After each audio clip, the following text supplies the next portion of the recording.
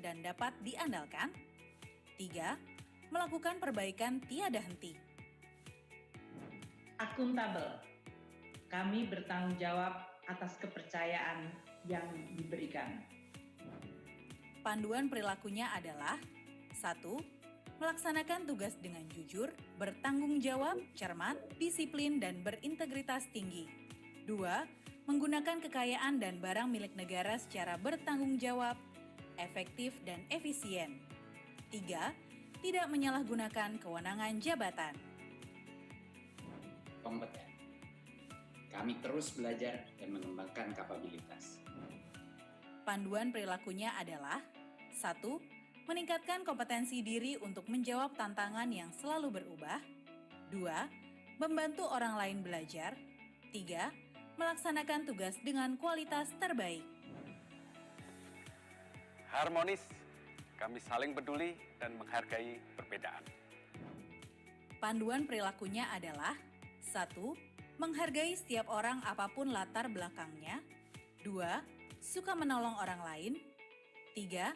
Membangun lingkungan kerja yang kondusif. Loyal, kami berdedikasi dan mengutamakan kepentingan bangsa dan negara. Panduan perilakunya adalah 1. Memegang teguh ideologi Pancasila, Undang-Undang Dasar Negara Republik Indonesia tahun 1945, setia kepada NKRI, serta pemerintahan yang sah. 2. Menjaga nama baik sesama ASN, pimpinan, instansi, dan negara. 3. Menjaga rahasia jabatan dan negara. Adaptif, kami terus berinovasi dan antusias dalam menggerakkan serta menghadapi perubahan. Panduan perilakunya adalah 1. Cepat menyesuaikan diri menghadapi perubahan. 2. Terus berinovasi dan mengembangkan kreativitas. 3. Bertindak proaktif. Kolaboratif. Kami membangun kerjasama yang sinergis. Panduan perilakunya adalah 1. Memberi kesempatan kepada berbagai pihak untuk berkontribusi.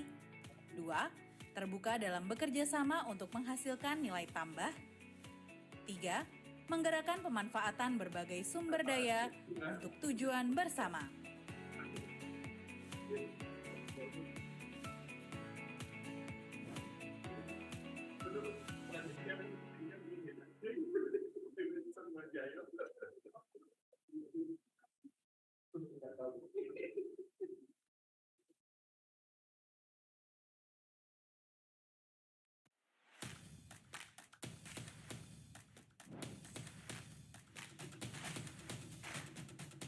Untuk menggerakkan percepatan transformasi SDM aparatur, Presiden sudah menetapkan core values ASN, yakni berakhlak, yang merupakan akronim dari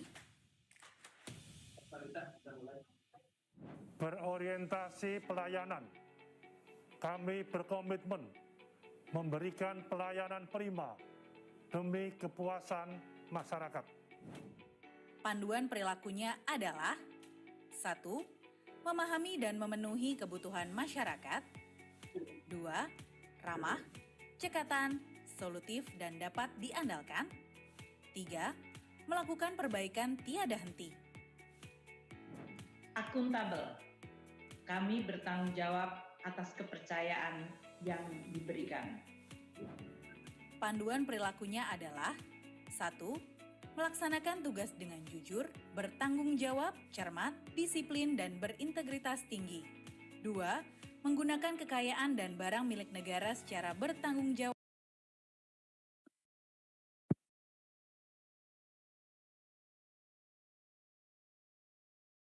Assalamualaikum warahmatullahi wabarakatuh. Selamat pagi, salam sejahtera untuk kita semua. Om Swastiastu, Namo Buddhaya, salam kebajikan.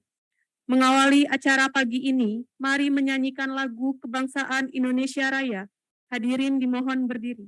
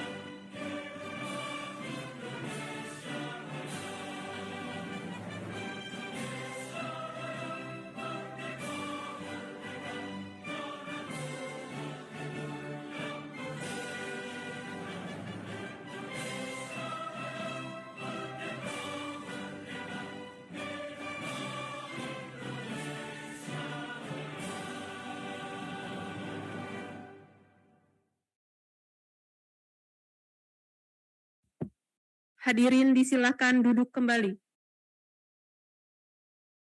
Yang kami hormati Bapak Suharmen, Deputi Bidang Sistem Informasi.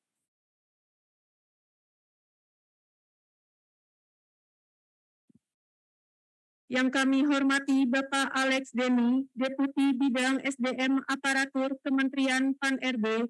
Yang kami hormati Bapak Abbas Subagja,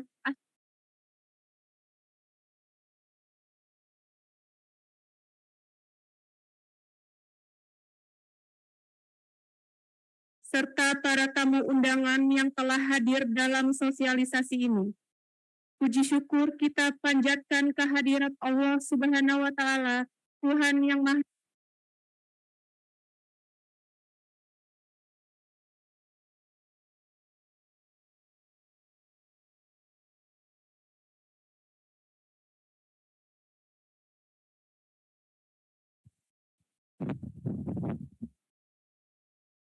Puji syukur kita panjatkan kehadirat Allah Subhanahu wa Ta'ala, Tuhan yang Maha Esa, karena atas rahmat dan karunia-Nya kita berkesempatan menghadiri acara sosialisasi kebijakan dan pelaksanaan pengadaan P3K tahun anggaran 2022.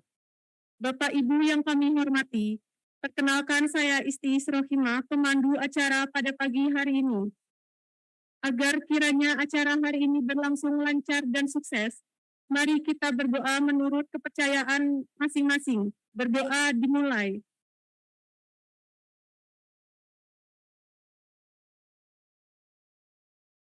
Berdoa selesai. Bapak Ibu hadirin yang berbahagia, memasuki acara selanjutnya akan disampaikan pemaparan materi tentang kebijakan dan pelaksanaan pengadaan P3K tahun anggaran 2022 oleh para narasumber. Adapun paparan materi akan disampaikan oleh Bapak Alex Deni, Deputi Bidang SDM Aparatur Kementerian Pan-RB, dan Bapak Suharmen, Deputi Bidang Sistem Informasi Kepegawaian BKN. Dan pemaparan akan dipandu oleh Asisten Deputi Perancangan Jabatan Perencanaan dan Pengadaan SDM Aparatur Kementerian Pan-RB. Selanjutnya kepada Bapak Abbas Subagja, disilakan untuk memandu jalannya pemaparan.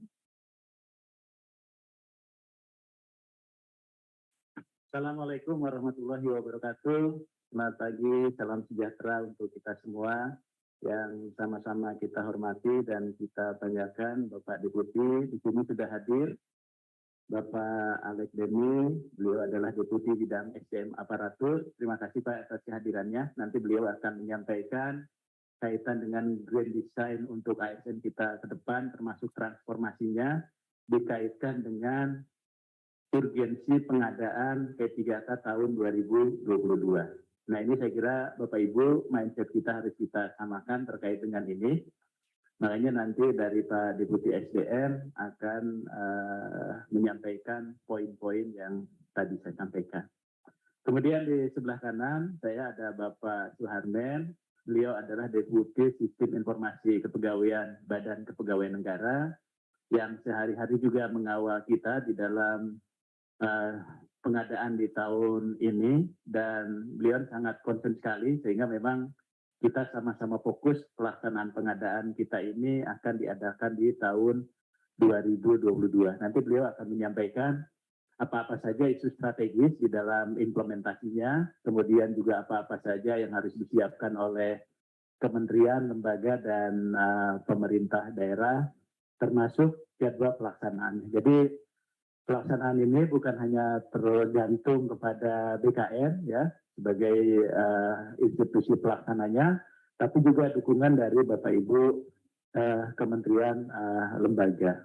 Dan perlu juga kami sampaikan kepada Bapak Ibu sekalian, saat ini juga kami sudah menyampaikan surat kepada seluruh pejabat yang berwenang ya, kepada Pak Sekjen, ya Pak Investment, kemudian itu juga kepada Sekretaris Utama kaitan dengan input data rincian penetapan kebutuhan yang sudah disampaikan oleh Pak Menteri Pan-RB kepada seluruh kementerian lembaga.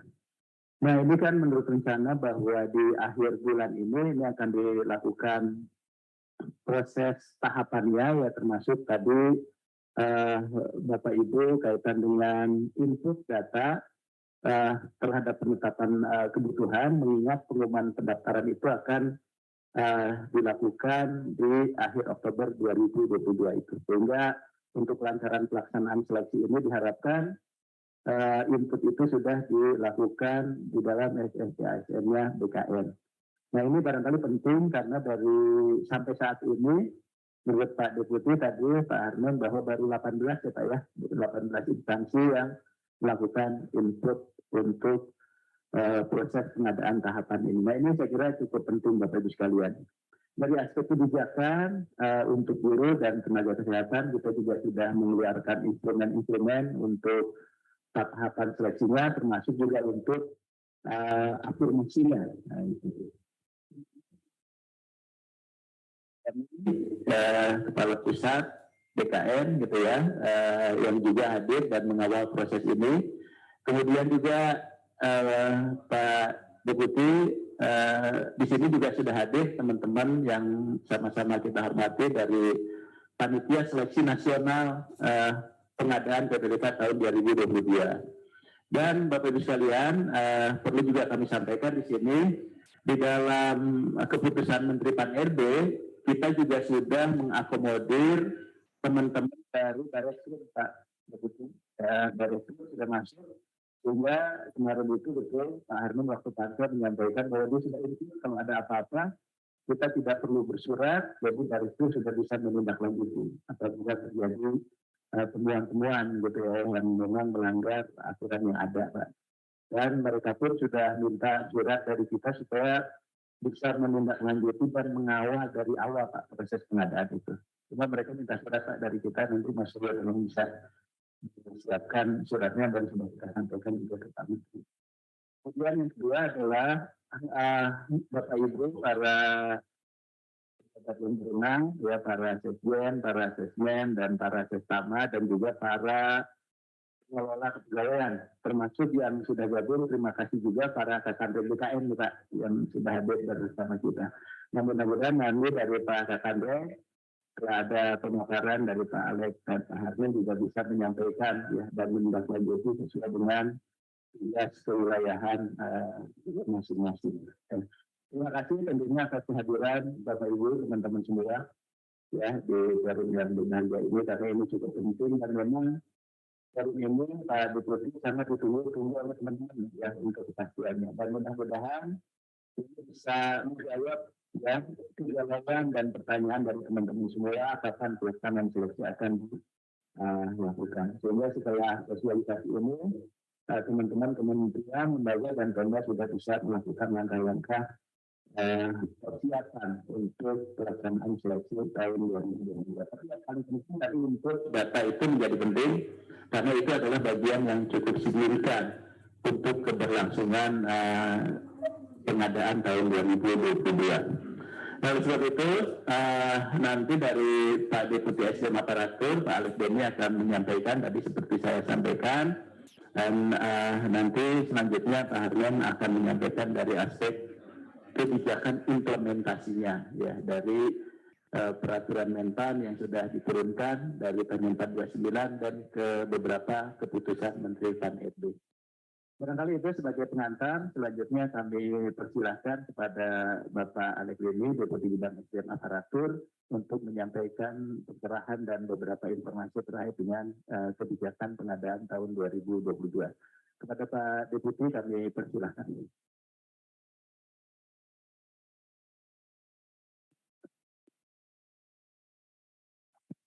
Terima kasih Pak Abah, yang saya hormati Pak Harmen, beserta kawan-kawan dari BKN. Yang saya hormati Bapak Ibu dari Kementerian Pendidikan, Kebudayaan, Riset dan Teknologi, dari Kementerian Kesehatan, BPKP, kemudian kawan-kawan dari BRIN, terima kasih sudah hadir, kawan-kawan dari BSSN, tim VA, Panselnas, dan segenap undangan, terutama para Sekjen, Sestama, Sekda, Provinsi, Kabupaten, Kota, atau yang mewakili beserta Biro Kepegawaian masing-masing. Selamat pagi, Assalamualaikum warahmatullahi wabarakatuh. Salam, salam sejahtera, Om Swastiastu, Namo Buddhaya, salam kebajikan. Izinkan saya mengantar sedikit diskusi pagi ini, yang nanti secara teknis tentu Pak Harmen akan bisa menjelaskan lebih detail. Saya hanya ingin mengingatkan kembali gambar besarnya. Jadi kita melakukan sesuatu, jangan sampai lupa kita tujuannya apa. Kadang-kadang kita berputar-putar di proses, kita lupa tujuannya begitu.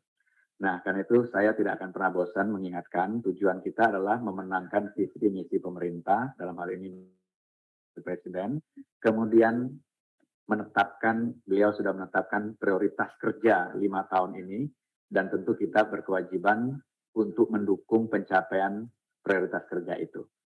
Salah 2 diantaranya adalah pengembangan SDM dan penyederhanaan birokrasi. Kalau kita bicara pembangunan SDM, tentu nanti ya para pelaku utama, para aktor-aktor pentingnya adalah antara lain guru, ya, kemudian dosen, dan tentu juga nakes. Karena kalau kesehatan kita membaik, produktivitas kita bisa meningkat, kemudian nilai tambah yang dihasilkan bisa lebih baik. Nah, terkait dengan itu, Bapak Presiden ingin sekali mengantar kita menjadi negara maju yang besar kemungkinan bisa akan kita capai dalam 10-15 tahun ke depan. Ya, diperkirakan 2045 atau 2050 kita akan menjadi kekuatan ekonomi terbesar keempat di dunia. Bapak Ibu yang saya hormati, salah satu requirement-nya tentu saja menjadikan birokrasi kita, birokrasi yang profesional dan berkelas dunia. Nah, ini menarik. Kenapa? Kalau kita bicara kelas dunia, ini lagi hangat-hangat nih, sebentar lagi Piala Dunia di Qatar ya. Nah, tim-tim kelas dunia bertanding nih di sana. Nggak semua tim akan bertanding di sana, pilihan-pilihan saja. Kenapa? Mereka sepantar diadu di kelas dunia ini. Nah, dalam konteks pemerintahan, tentu kita juga punya indikator-indikator yang kita perbandingkan dengan pemain kelas dunia tadi. Ya, efektivitas pemerintahan misalnya, kemudahan berusaha, misalnya indeks persepsi korupsi dan lain-lain, yang saat ini kita ketinggalannya cukup jauh. Karena itu, PR kita untuk meningkatkan kinerja ASN kita sebagai pelaku birokrasi utama, sehingga kita betul-betul bisa memiliki indikator kinerja yang kira-kira sejajar dengan pemain-pemain atau negara-negara yang berkelas dunia tadi.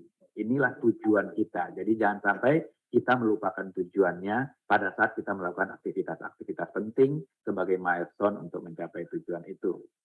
PR kita masih sangat banyak. Kita masih mendengar ada istilah jual beli jabatan, ya, baik di pemerintahan bahkan di universitas, ya. Kita masih melihat tahun lalu kita kecolongan, ya, ada kecurangan-kecurangan dalam proses seleksi ASN kita di 2021.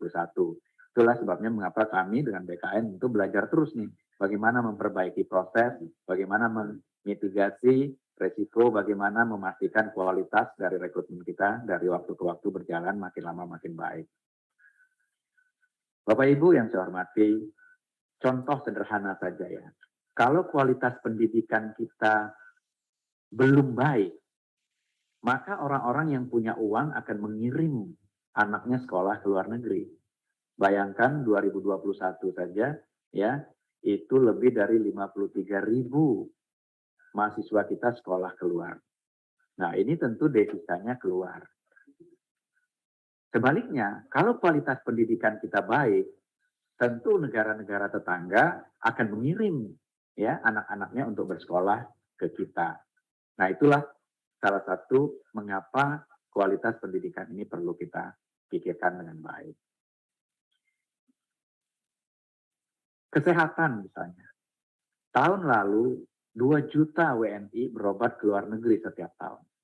Itu membuat kita kehilangan devisa lebih dari 110 triliun. Nah, kalau kualitas kesehatan kita baik, tentu yang terjadi sebaliknya. Negara-negara tetangga akan mengirim, ya, akan berobat ke dalam negeri. Inilah mengapa indikator-indikator ini penting kita perhatikan. Kenapa kualitas pendidikan dan kualitas pelayanan kesehatan itu penting kita perhatikan.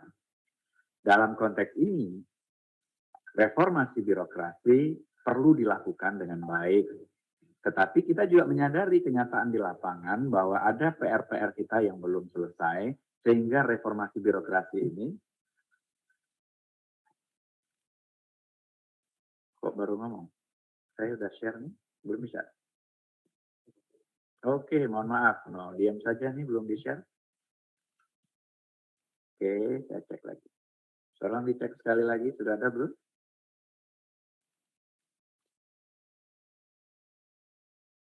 Oke, baik.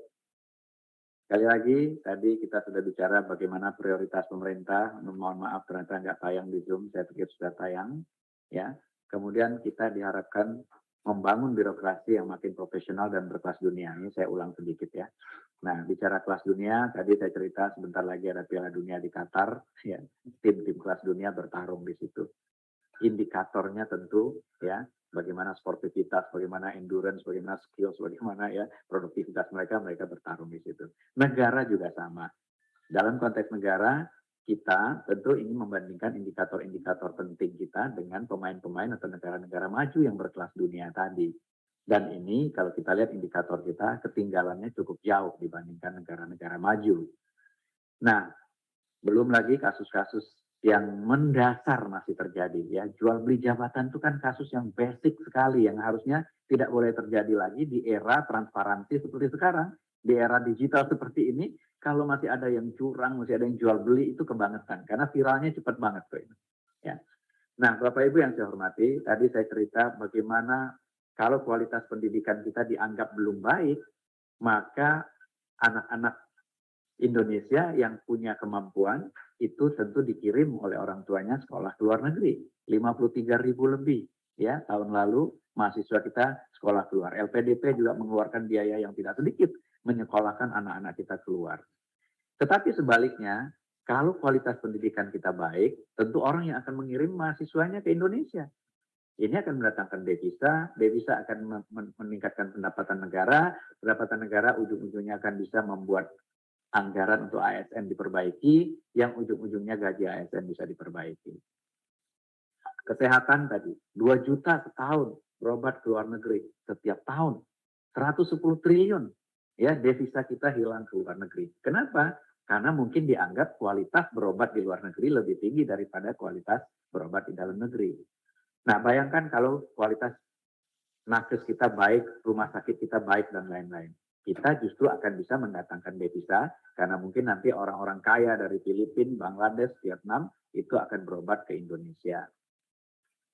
Jadi kawan-kawan, reformasi birokrasi menuju kelas dunia tadi bukan sekedar jargon harusnya. Ini adalah suatu cita-cita yang harusnya akan membuat kita memang masuk ke liga negara-negara maju tadi yang tentu saja akan berimpak kepada kesejahteraan masyarakatnya. Menarik reformasi menuju profesional dan berkelas dunia ternyata tidak mudah karena ada tarikan juga ke kiri yang nggak kalah besarnya. Ya. Masih ada KKN, masih ada kecurangan, jual beli jabatan, masih ada zona nyaman dari ASN kita untuk berubah, untuk belajar dan lain-lain. Masih ada sistem penganggaran yang masih belum ya terlihat bagaimana kesejahteraan ASN itu menjadi terperhatikan. Masih ada masalah non-ASN yang belum selesai-selesai. Dari 2005 kita coba selesaikan sampai 2022. Jangankan menuju selesai, malah magnitudenya makin lama makin besar. Belum lagi kalau itu sempat dipolitisasi. Jadi jangan sampai kita transformasi birokrasi ini seperti tarik tambang. Kitanya semua berkeringat, tapi tambangnya nggak bergerak menuju indikator-indikator yang lebih baik tadi. Jadi kawan-kawan, kita semua perlu menyadari bahwa ayo kita satukan komitmen kita menuju ke sana, walaupun kita menyadari realita di lapangan masih ada PR-PR ini yang juga mesti kita tuntaskan. Nah, karena itu transformasi birokrasi dilakukan secara menyeluruh. Organisasinya diperbaiki, ya layer-layernya dipersingkat agar organisasinya menjadi lebih lincah. Kemudian sistem kerjanya diperbaiki menuju digitalisasi, baik itu pelayanan publik maupun proses bisnis internalnya pemerintah, dan SDM aparaturnya juga harus ditransformasi secara menyeluruh. Budaya kerjanya diperkuat, kecepatan belajarnya ditingkatkan, kinerjanya ditingkatkan, penghargaannya pun harus kita perbaiki. Kemudian talent dan karirnya kita buka, ya, jalur-jalurnya. Percepatan transformasi digitalnya kita lakukan, dan jabatan-jabatannya kita rancang ulang. Ya, kemudian perencanaan dan pengadaannya kita perbaiki agar lebih baik terus dari waktu ke waktu. Nah, ini transformasi menyeluruh, sekali lagi, perlu dilakukan kalau kita memang ingin menjadikan bangsa kita ini menjadi negara maju dan masyarakatnya sejahtera. Dan kalau negaranya maju, insya Allah otomatis ASN-nya juga sejahtera. Postur ASN kita saat ini 4,2 juta, ya, di tahun 2022 ini 4,2 juta. Dan di awal tahun lalu 42% itu jabatannya adalah jabatan pelaksana. Nah, jabatan pelaksana by definition adalah jabatan-jabatan yang melaksanakan pekerjaan-pekerjaan yang mudah dipelajari, berulang, ya, repetitif, ya. Dan ini tentu rentan sekali terkena disrupsi. Kalau kita secara masif menerapkan SPBE dan digitalisasi, tentu pekerjaan-pekerjaan semacam ini akan mudah sekali digantikan oleh teknologi. Nah, beruntung kalau data terakhir yang saya peroleh bulan Agustus sudah turun ke 39% ya dari 42% ini, karena kita stop dulu merekrut pelaksana. Ya, karena kalau kita rekrut terus nanti piramidanya makin besar di bawah. Pada waktu kita going digital, maka ini nanti akan tentu saja terpengaruh. Jabatannya akan hilang dan perlu ada mobilisasi ke jabatan-jabatan lain. Di negara-negara maju, piramidanya sudah terbalik. Jadi pegawai pelaksana itu makin sedikit jumlahnya. Kenapa? Sudah digantikan oleh mesin, oleh robot, oleh teknologi, dan lain-lain. Sementara di kita, piramidanya masih seperti itu.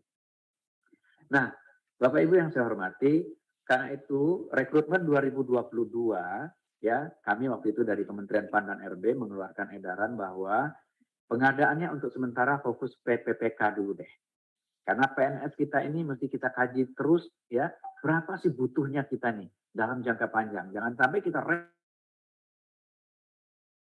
ternyata kebutuhannya sudah tidak sebanyak itu pada saat instansi pemerintah berlomba-lomba melakukan digitalisasi. Jadi semua instansi pemerintah saat ini berlomba-lomba menerapkan SPBE dan digitalisasi. Nah, tentu kebutuhan untuk PNS mesti kita hitung ulang. Itulah sebabnya mengapa 2022 pengadaan ASN ini kita fokus dulu PPPK. Insya Allah 2023 setelah kita coba kaji ulang nanti, ketemu kebutuhannya, kemudian PNS tentu kita akan rekrut kembali sesuai dengan prioritasnya. Jadi ada 4 hal yang kami sampaikan di surat edaran Menteri PAN RB nomor B1161 di tahun 2021 yang lalu. Pertama, pandemi COVID ini dengan penyederhanaan birokrasi yang kita lakukan tentu merubah pola kerja kita dalam birokrasi. Karena itu fokus dari rekrutmen kita 2022 ini adalah pada pelayanan dasar dulu yang memang dibutuhkan oleh masyarakat. Dalam konteks ini adalah guru dan tenaga kesehatan. Dan yang ketiga, kita masih punya PR menyelesaikan kawan-kawan honorer STHK 2. Karena itu fokus rekrutmennya, ya, guru dan tenaga kesehatan haruslah memberikan prioritas kepada THK 2 ini. Karena kalau tidak nanti nggak selesai-selesai, sementara kita rekrut terus yang baru begitu. Nah, tentu sistem rekrutmennya kita perbaiki. Dan kemudian gaji dan tunjangannya diusulkan oleh instansi dan daerah, dan kita usahakan bahwa untuk pelayanan dasar ini dipenuhi anggarannya. Nah, inilah prioritas kita di tahun 2022. Pada tahun sebelumnya, 2021, kita sebetulnya sudah memberikan afirmasi kepada THK 2, guru non-ASN dan lain-lainnya, yang punya sertifikasi, yang di atas 35 tahun, THK 2, sudah diberikan afirmasi. Tetapi rupanya proses yang kita lakukan seperti itu belum menyelesaikan masalah. Ya, misalnya THK 2-nya lulus dengan afirmasi, ya, lulus ambang batas, tetapi rankingnya kalah oleh pelamar baru, pelamar umum. Sehingga akhirnya formasinya diisi oleh pelamar umum. Pelamar umumnya masuk ke sekolahnya, THK-nya tetap jadi honorer di sekolahnya. Nah, belajar dari situ, kita tentu ingin memperbaiki terus tahun ini dan tahun-tahun ke depan.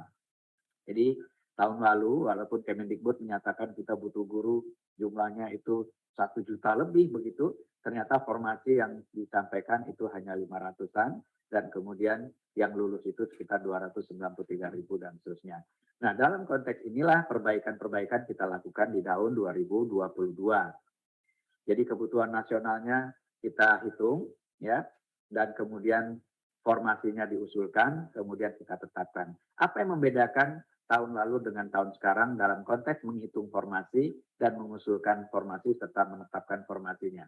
Jadi tahun ini sudah ditetapkan 522.244 formasi untuk tahun 2022 ini.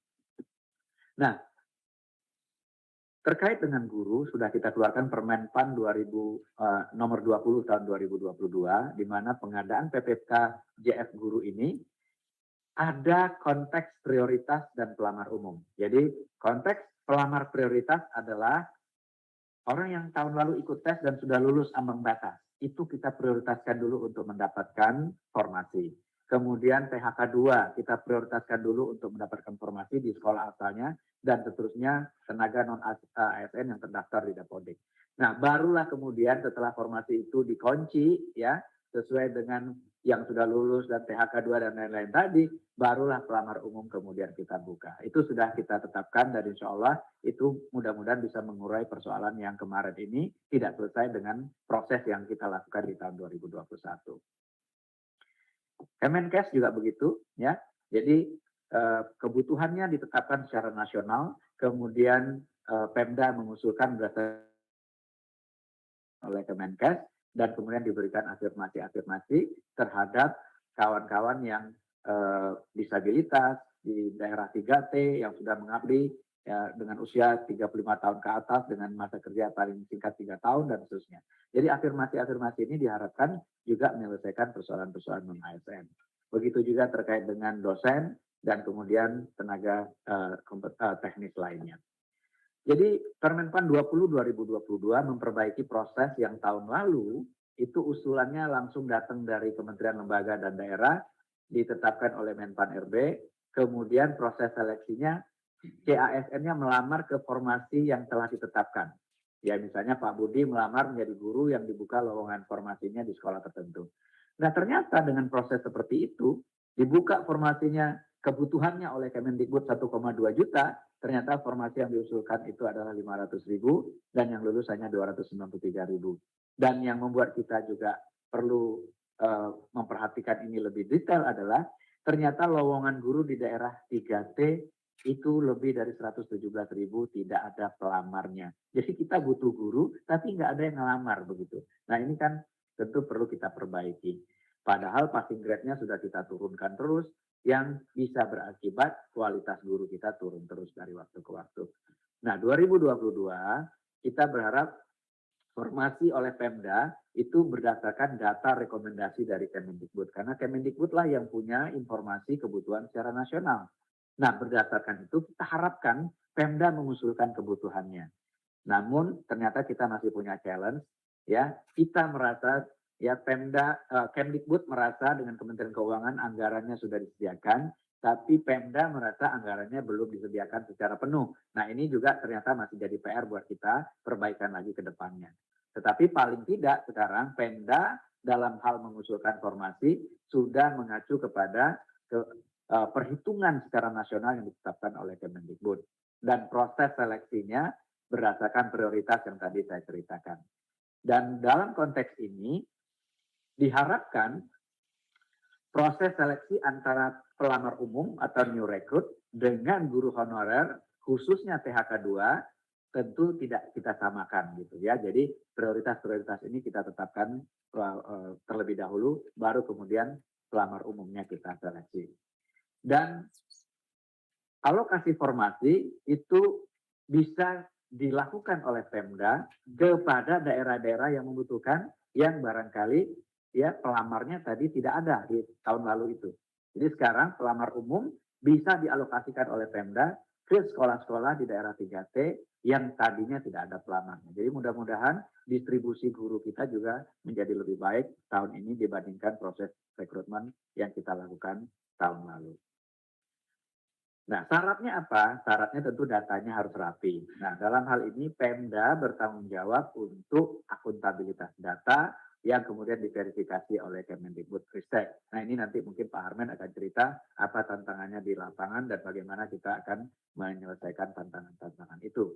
Dan sekali lagi, pelamar umum kita buka tetap, tetapi setelah terlebih dahulu kawan-kawan yang tahun lalu lulus ambang batas, yang PHK 2, yang non-ASN terdaftar di Dapodik, itu kita berikan prioritas terlebih dahulu untuk masuk ke dalam formasi yang ada di sekolah asal mereka. Baru kemudian kita buka untuk pelamar umum yang memungkinkan juga pelamar umum ini ditempatkan oleh Pemda sesuai dengan kebutuhan daerah, ya, apakah itu daerah 3T atau bukan. Kemudian terkait dengan jabatan fungsional tenaga kesehatan, kita sudah mengeluarkan juga Kepmen nomor 968 tahun 2022, di mana peserta juga prioritasnya adalah PHK 2 dan tenaga non-ASN yang terdaftar di situ informasi sumber daya manusia kesehatan. Jadi prioritas kita berikan kesempatan terlebih dahulu kepada PHK 2 dan kepada non-ASN yang terdaftar, dan kemudian kita berikan afirmasi-afirmasi. Dan persyaratan-persyaratannya juga sudah dinyatakan sedemikian, itu yang ya kita bisa lihat di layar. Jadi bagi jabatan yang mempersyaratkan STR itu terampil dan pertama dipersyaratkan minimum 2 tahun di situ, ya, mudanya 3 tahun, madianya 5 tahun. Nah, bagi yang tidak mempersyaratkan STR itu 3 tahun dan 5 tahun. Kemudian diberikan afirmasi, ya, sekali lagi diberikan afirmasi kepada 3T itu 35% afirmasinya, kepada usia di atas 35 tahun 25%, ya, disabilitas 10% dan seterusnya. Mudah-mudahan dengan begini yang PHK 2, yang non-ASN yang sudah mengabdi tadi lebih dari 2 tahun atau 3, betul-betul mendapat prioritas terlebih dahulu mendapatkan formasi sebelum pelamar umum masuk. Kemudian terhadap JF teknis, kita juga sudah siapkan kemungkinan untuk memasukkan formasi untuk jenjang pemula, terampil, ahli pertama, ahli muda, ahli madya dengan requirement yang ditetapkan melalui Kepmen yang sudah kita keluarkan. Saya kira itu sebagai pengantar Pak Abah. Terima kasih sekali lagi kawan-kawan. Kita melakukan rekrutmen betul, seolah-olah ini business as usual, betul, setiap tahun kita lakukan betul, tapi jangan sampai lupa, tujuan kita adalah ingin mencapai, ya, cita-cita Indonesia menjadi negara maju dengan birokrasi yang profesional dan berkelas dunia.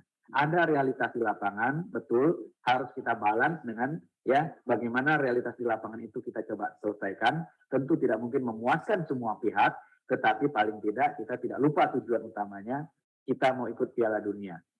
Bayangkan kita mau ikut Piala Dunia, kalau ketua PSSI-nya atau pengurus PSSI-nya nitipin pemain ke pelatih, ya, gubernurnya nitipin pemain, wali kotanya nitipin pemain, bupatinya nitipin pemain. Ya bagaimana mungkin pelatih sekaliber Pep Guardiola atau Jurgen Klopp pun tidak akan mungkin membuat timnas kita masuk ke Piala Dunia kalau pemain titipannya terlalu banyak di lapangan. Ya, ini mudah-mudahan bisa menjadi, ya, ada orang dalam kata Pak Abah, ya. Kalau orang dalamnya terlalu banyak, ya timnasnya nggak bakalan menang. Nah, mudah-mudahan kawan-kawan bisa memahami bahwa betul ada realitas di lapangan, tapi jangan lupa kepentingan 270 juta rakyat Indonesia tentu harus lebih mengemuka dibandingkan kepentingan kita sebagai bagian-bagian dari populasi yang lebih banyak tadi. Saya kira itu, terima kasih, mohon maaf jika ada yang kurang berkenan. Billahi taufiq wa hidayah. Assalamualaikum warahmatullahi wabarakatuh. Waalaikumsalam warahmatullahi wabarakatuh. Terima kasih Pak Deputi, tadi sudah mengingatkan kembali Bapak Ibu sekalian, walaupun ini kayak ritual gitu ya Pak ya, pekerjaan ritual, tapi kita tetap tujuan utama kita itu yang harus kita capai. Jadi kadang-kadang kita merekrut, tapi kadang nggak jadi solusi Pak bagi organisasi gitu ya. Misalnya satu kementerian dia merekrut orang, setelah merekrut orang kinerjanya naik apa enggak sih? Permasalahan-permasalahan itu selesai apa enggak sih? Kayak ini Pak Deputi PR kita juga tuh untuk melakukan evaluasi, monitoring evaluasi terhadap pengadaan ASN di kementerian lembaga itu. Sehingga tujuan-tujuan itu sebetulnya kita terjebak di rutinitasnya, tapi lupa dengan tujuan awalnya. Nah, saya kira tadi Pak Deputi sudah mengingatkan kita semua, kemudian juga tadi bagaimana grand design kita gitu ya, termasuk juga untuk penyelesaian guru dan tenaga kesehatan ya. Terima kasih Pak Deputi. Nah, ini nanti dari Pak Deputi Sinka, dari Pak Harmen nanti juga akan menyampaikan di tataran implementasinya.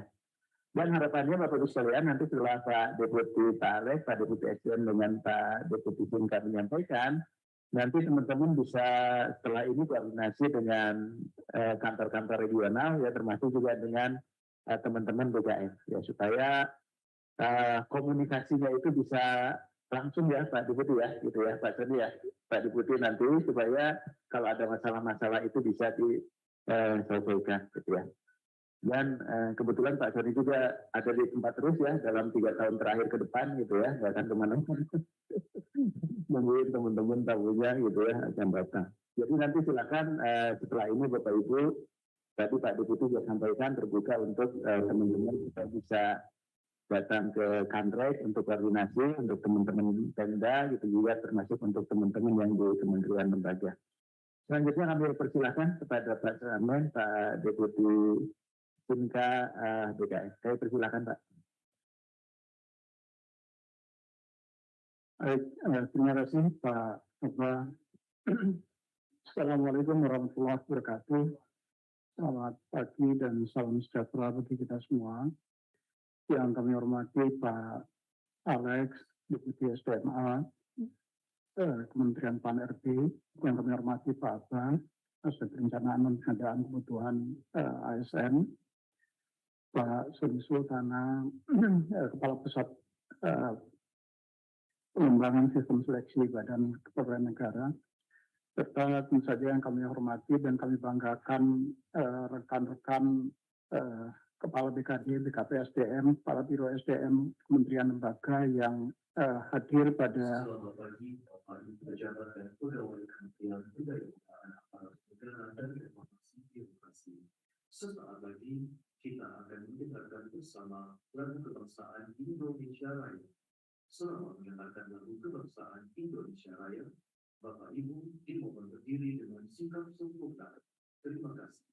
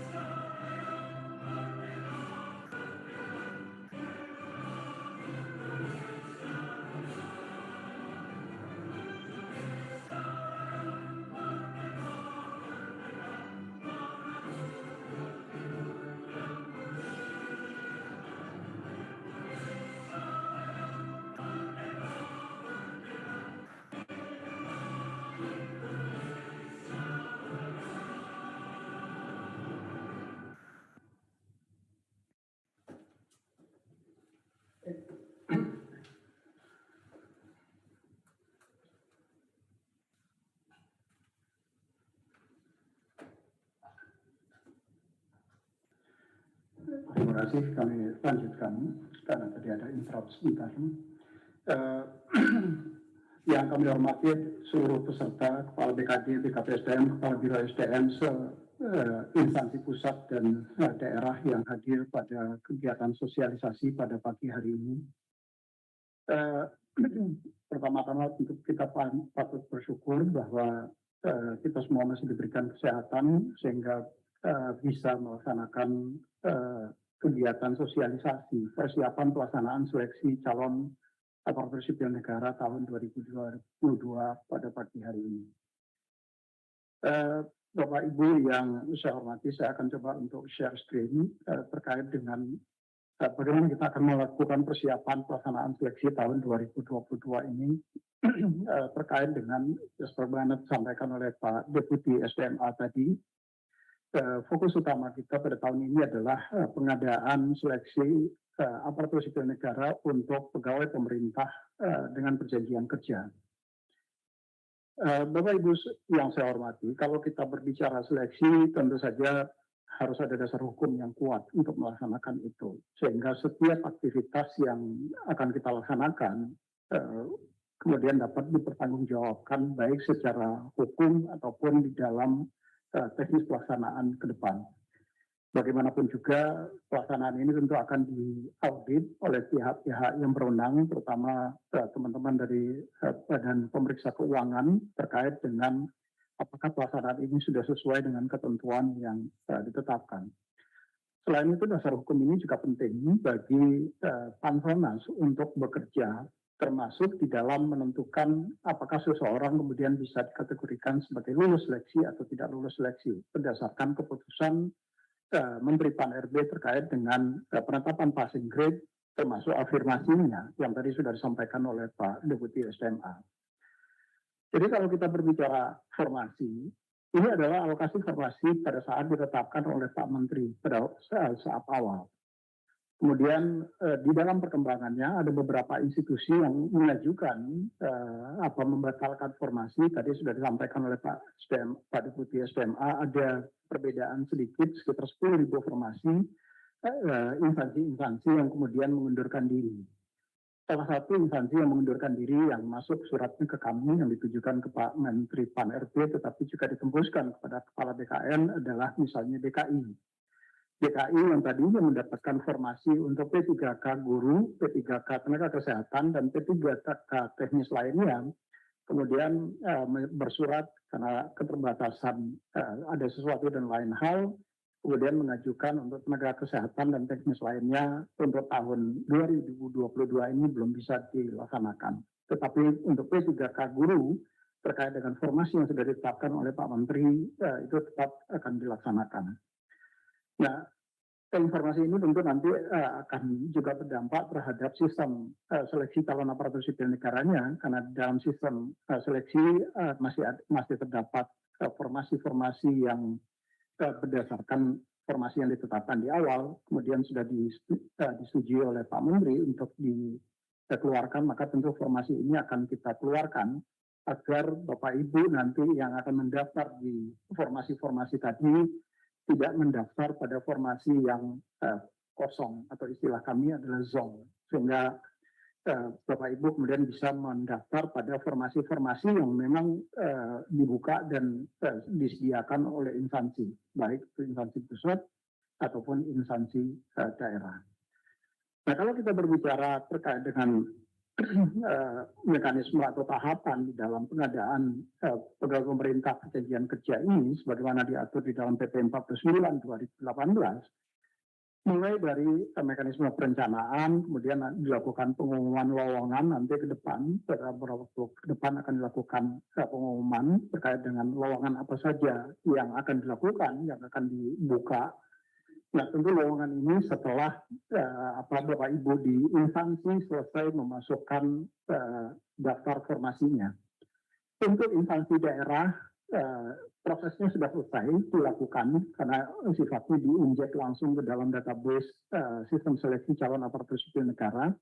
Dan saat ini sedang dilakukan verifikasi dan validasi atas kesesuaian SK Menteri Pan-RB terkait dengan penetapan formasi dengan yang data-data yang sudah masuk di dalam database sistem seleksi. Nah, yang masih berproses saat ini adalah formasi-formasi yang ada di instansi dan instansi pusat, kementerian dan lembaga. Saat ini masih di dalam proses input. Ibu Sesmenpan beberapa waktu yang lalu telah bersurat kepada seluruh sekjen sesama dan sesmen di kementerian lembaga yang mendapatkan formasi pada tahun ini untuk segera menyelesaikan input data formasi tadi paling lambat tanggal 28 Oktober 2022. 28 Oktober 2022 artinya besok Bapak Ibu di instansi kementerian lembaga diharapkan sudah bisa menyelesaikan input data formasi yang ke dalam sistem seleksi calon aparatur sipil negara ini.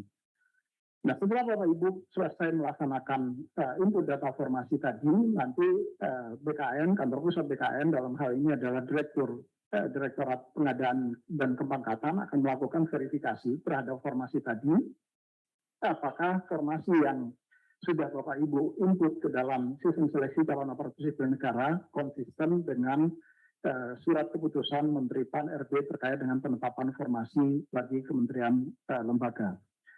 Nah, setelah formasi ini clear dan bersih, baru kita akan membuka sistem seleksi tadi supaya Bapak Ibu kemudian bisa memilih formasi-formasi yang sesuai dengan latar belakang pendidikan Bapak Ibu.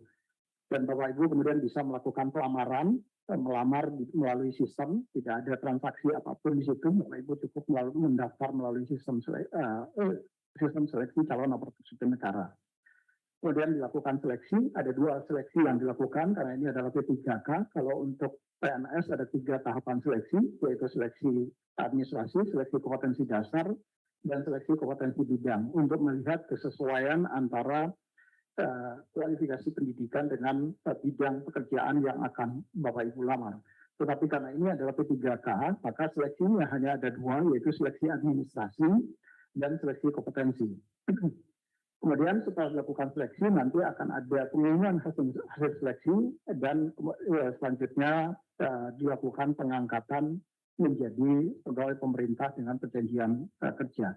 Bapak Ibu tentu nanti begitu diangkat, usulan pengangkatan, Bapak Ibu harus mengisi daftar riwayat hidup melalui sistem juga, dan nanti berdasarkan data riwayat hidup yang sudah Bapak Ibu sampaikan, maka akan diterbitkan nomor induk P3K bagi Bapak Ibu yang lulus seleksi tadi. Nah, di dalam proses seleksi, tadi kami sampaikan semua menggunakan teknologi, kita tidak lagi menggunakan ada proses manual, mulai dari pengumuman sampai dengan pendaftaran semua melalui sistem seleksi calon aparatur sipil negara, yang dalam hal ini nanti tentu Bapak Ibu akan memilih sistem seleksi pegawai pemerintah dengan perjanjian kerja. Nah, setelah nanti Bapak Ibu melakukan pendaftaran, kemudian akan ada seleksi. Seleksinya juga menggunakan teknologi. Untuk Bapak Ibu guru, maka seleksinya nanti akan menggunakan sistem ujian nasional berbasis komputer teman-teman di Kementerian Dikbud. Sedangkan untuk tenaga kesehatan itu akan menggunakan sistem komputer assisted testnya Badan Kepegawaian Negara. Kenapa kita bagi? Karena waktunya sangat pendek. Waktu untuk bulan Desember, maka kalau ini tidak kita bagi bebannya, maka dikhawatirkan nanti pelaksanaan seleksinya akan lewat dari tahun anggaran. Nah, tetapi mekanisme transfer data yang kita lakukan itu tidak dilakukan secara manual. Data akan dienkripsi dan disampaikan melalui sistem seleksi calon, sistem pengolahan data hasil seleksi SSCASN pengolahan nilai, dan begitu dilakukan pengolahan nilai sesuai dengan passing grade yang sudah ditetapkan oleh keputusan Menteri PAN RB dan afirmasinya, maka hasil kelulusan ditandatangani juga dengan menggunakan digital signature. Jadi tidak ditandatangani secara basah, dan setelah ditandatangani dengan menggunakan tanda tangan digital, maka hasil seleksi Bapak Ibu bisa langsung mendownload dan mengumumkan di portal Bapak Ibu masing-masing instansi. Nah, bagaimana sistem mekanismenya? Jadi nanti akan pertama tentu akan dilakukan sinkron data terkait dengan formasi tadi untuk memastikan bahwa setiap formasi yang sudah ditetapkan oleh Pak Menteri itu betul-betul konsisten dengan yang ada di dalam database yang nanti akan Bapak Ibu pilih.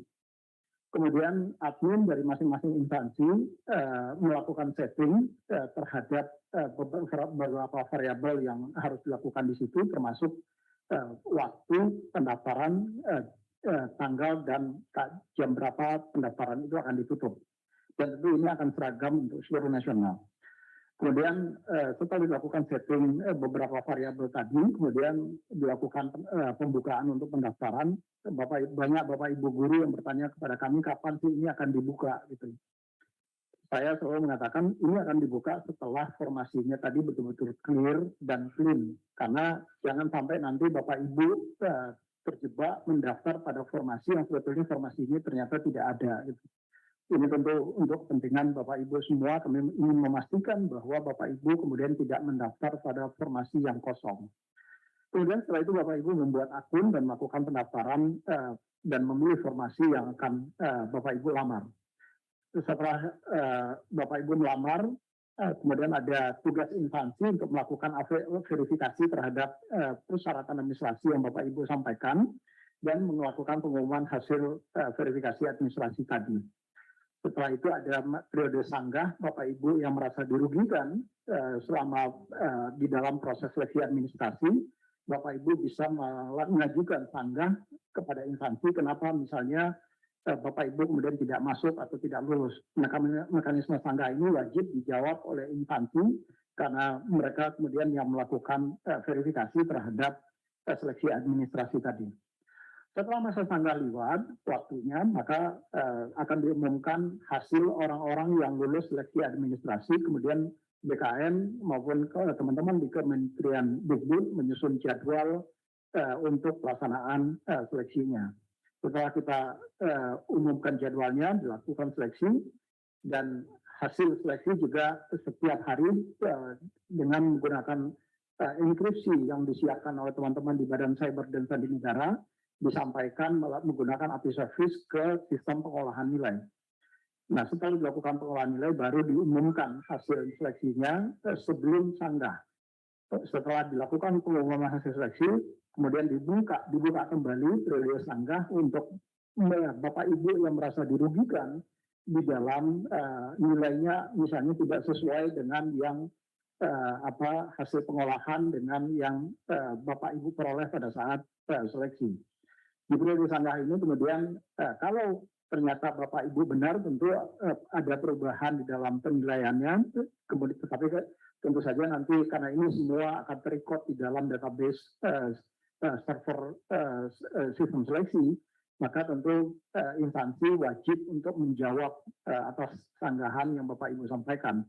Kalau sanggahan itu terkait dengan pelaksanaan seleksi yang dilakukan melalui sistem CAT BKN, maka BKN wajib untuk menjawab dan menjelaskan sanggahan yang Bapak Ibu ajukan.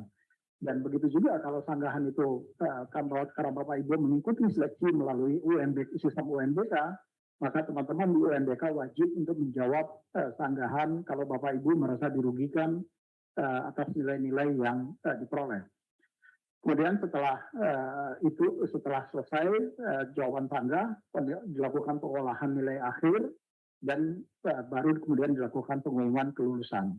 Nah, setelah pengumuman kelulusan akhir, baru kemudian dilakukan pemberkasan untuk penetapan nomor induk calon aparatur sipil negara atau nomor induk P3K yang Bapak Ibu semua.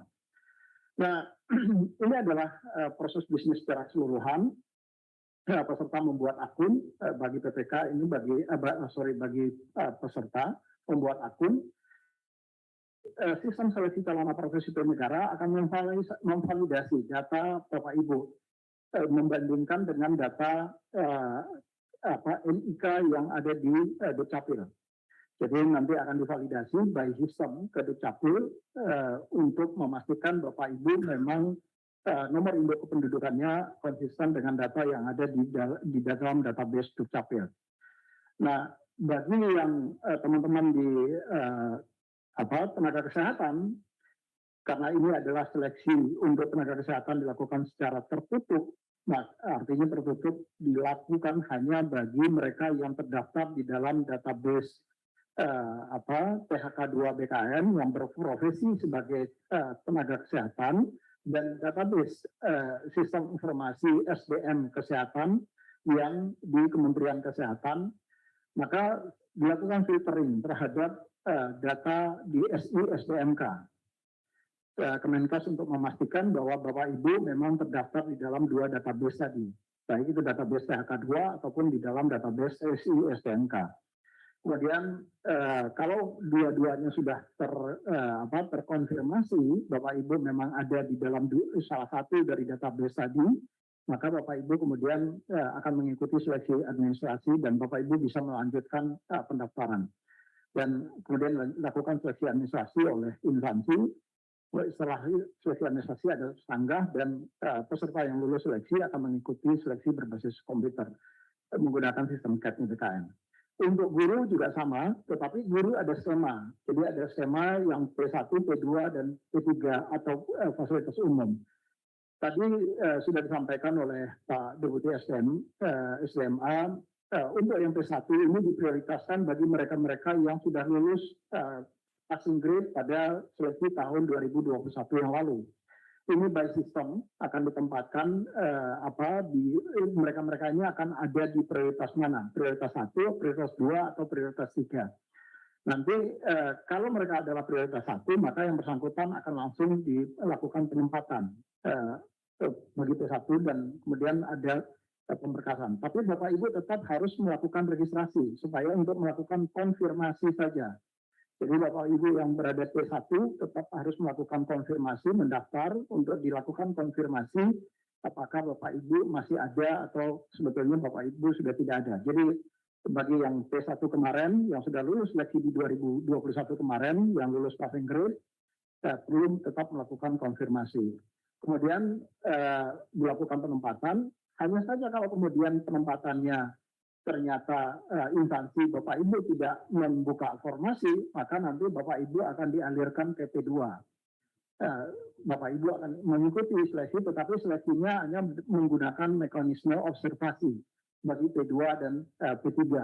Jadi nanti mekanisme yang akan dilakukan teman-teman di Dikbud akan melakukan observasi terhadap posisi Bapak Ibu dan Bapak Ibu berdasarkan data-data yang masuk tadi, kecuali bagi pelamar umum. Bagi pelamar umum itu yang kemudian akan mengikuti seleksi dengan mekanisme UNBK, tentu setelah tadi P1 atau yang lulus di P2 berdasarkan hasil observasi, ataupun yang lulus di P3 berdasarkan hasil observasi, baru kemudian sisanya akan bisa memilih formasi di pelamar umum.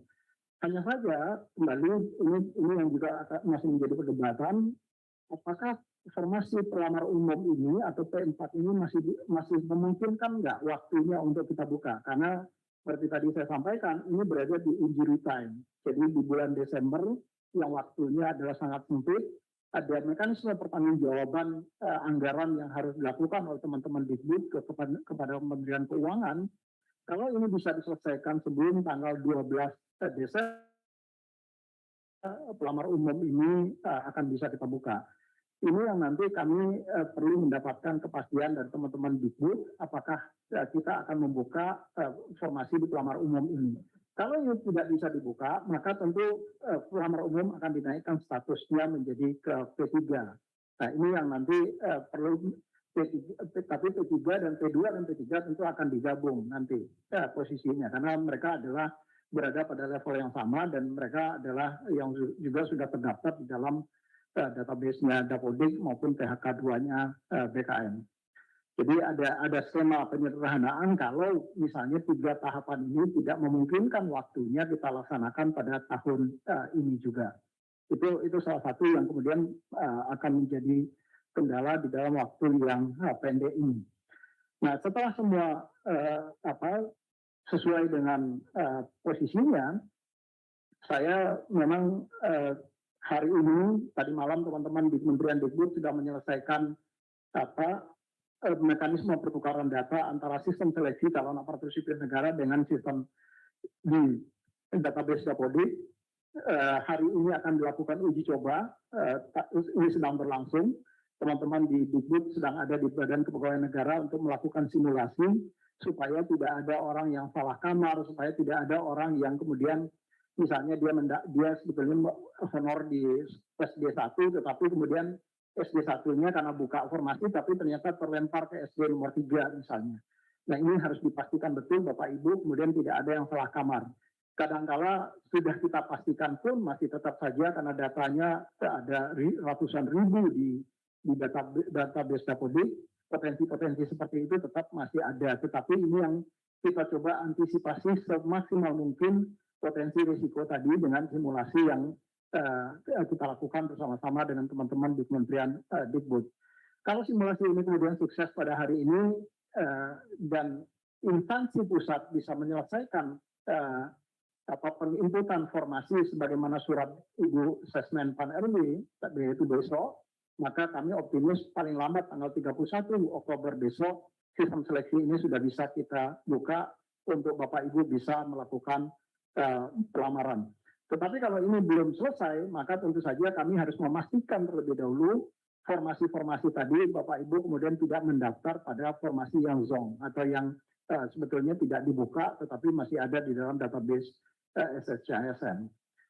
Nah, setelah dilakukan seleksi melalui mekanisme UNBK dengan sistem UNBK, maka seluruh hasil seleksi tadi disampaikan diolah melalui sistem pengolahan di SSCISN yang algoritmanya tentu disesuaikan dengan keputusan Menteri Pan RB termasuk juga afirmasinya yang tadi sudah disampaikan oleh Pak Deputi SDMA.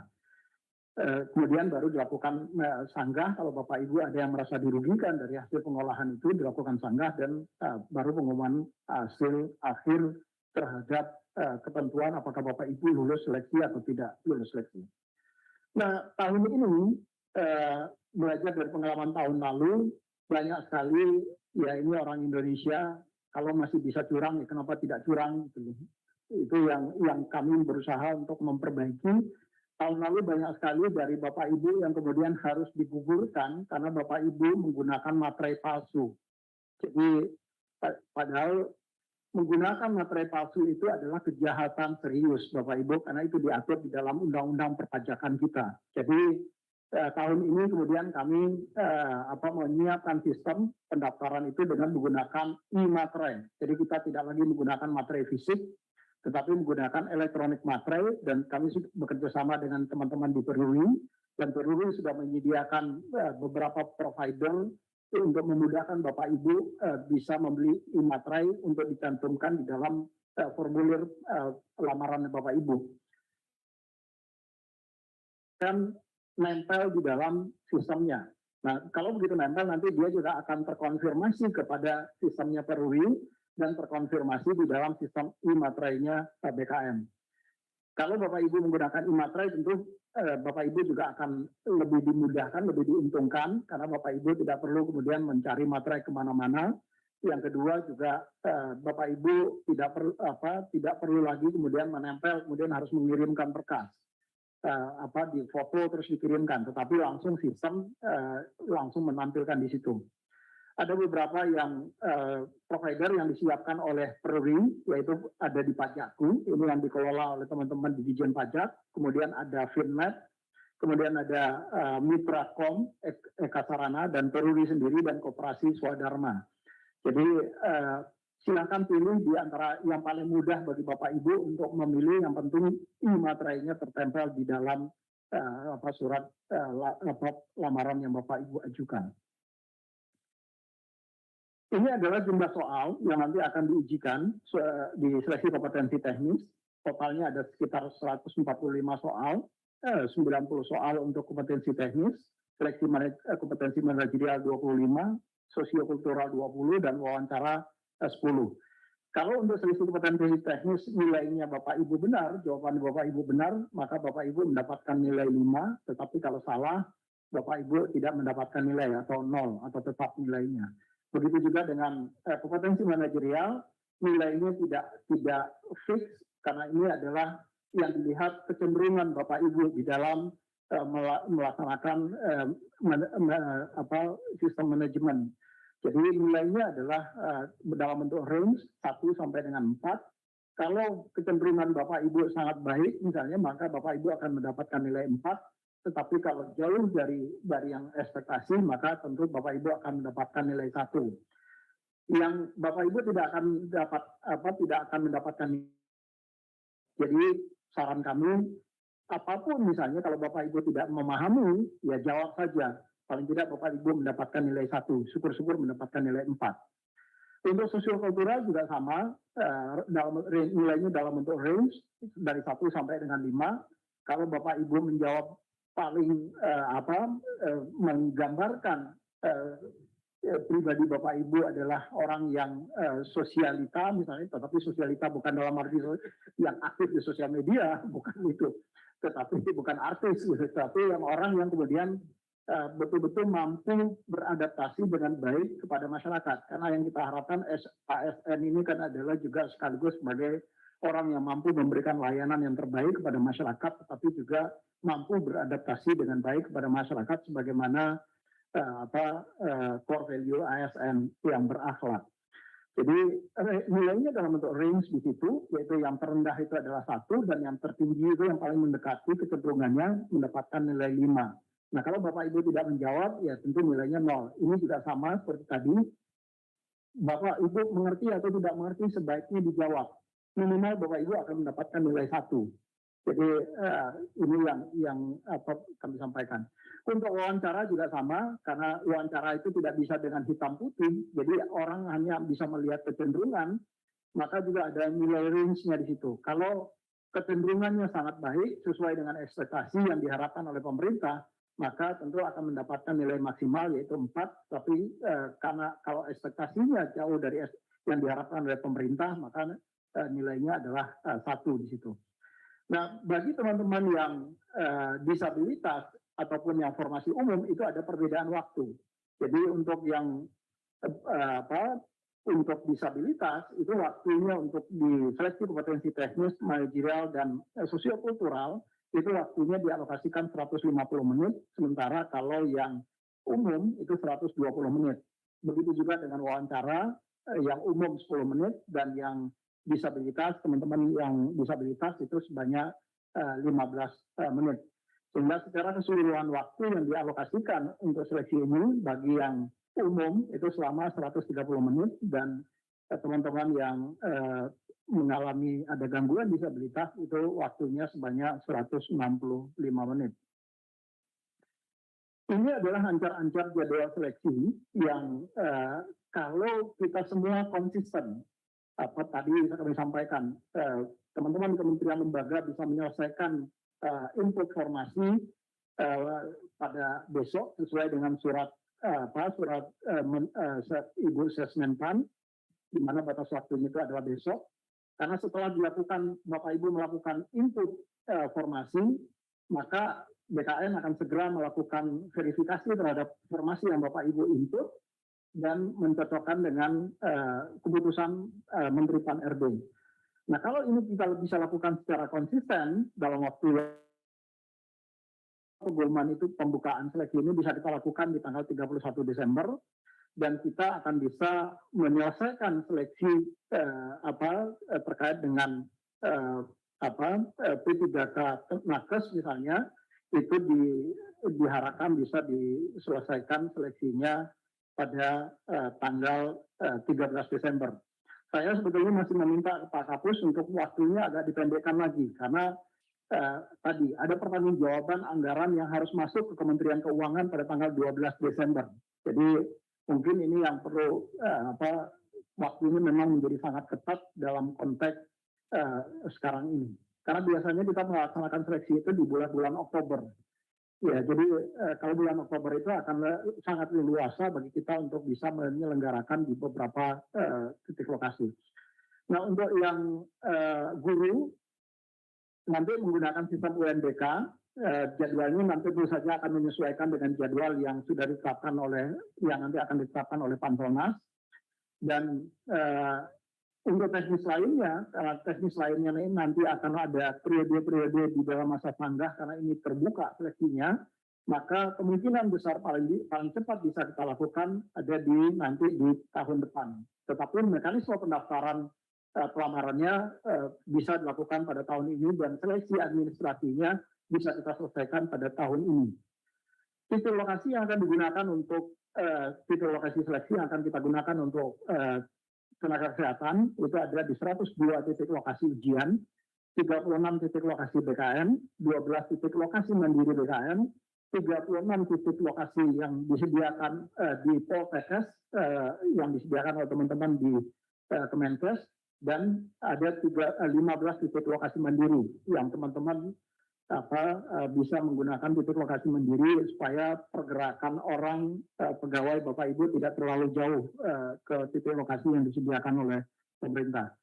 Sementara nanti yang kami juga berharap untuk yang titik tenaga teknis lainnya itu juga akan kita gunakan titik lokasi yang diharapkan nanti juga bisa mendapat tunjangan dari teman-teman di Kemenkes.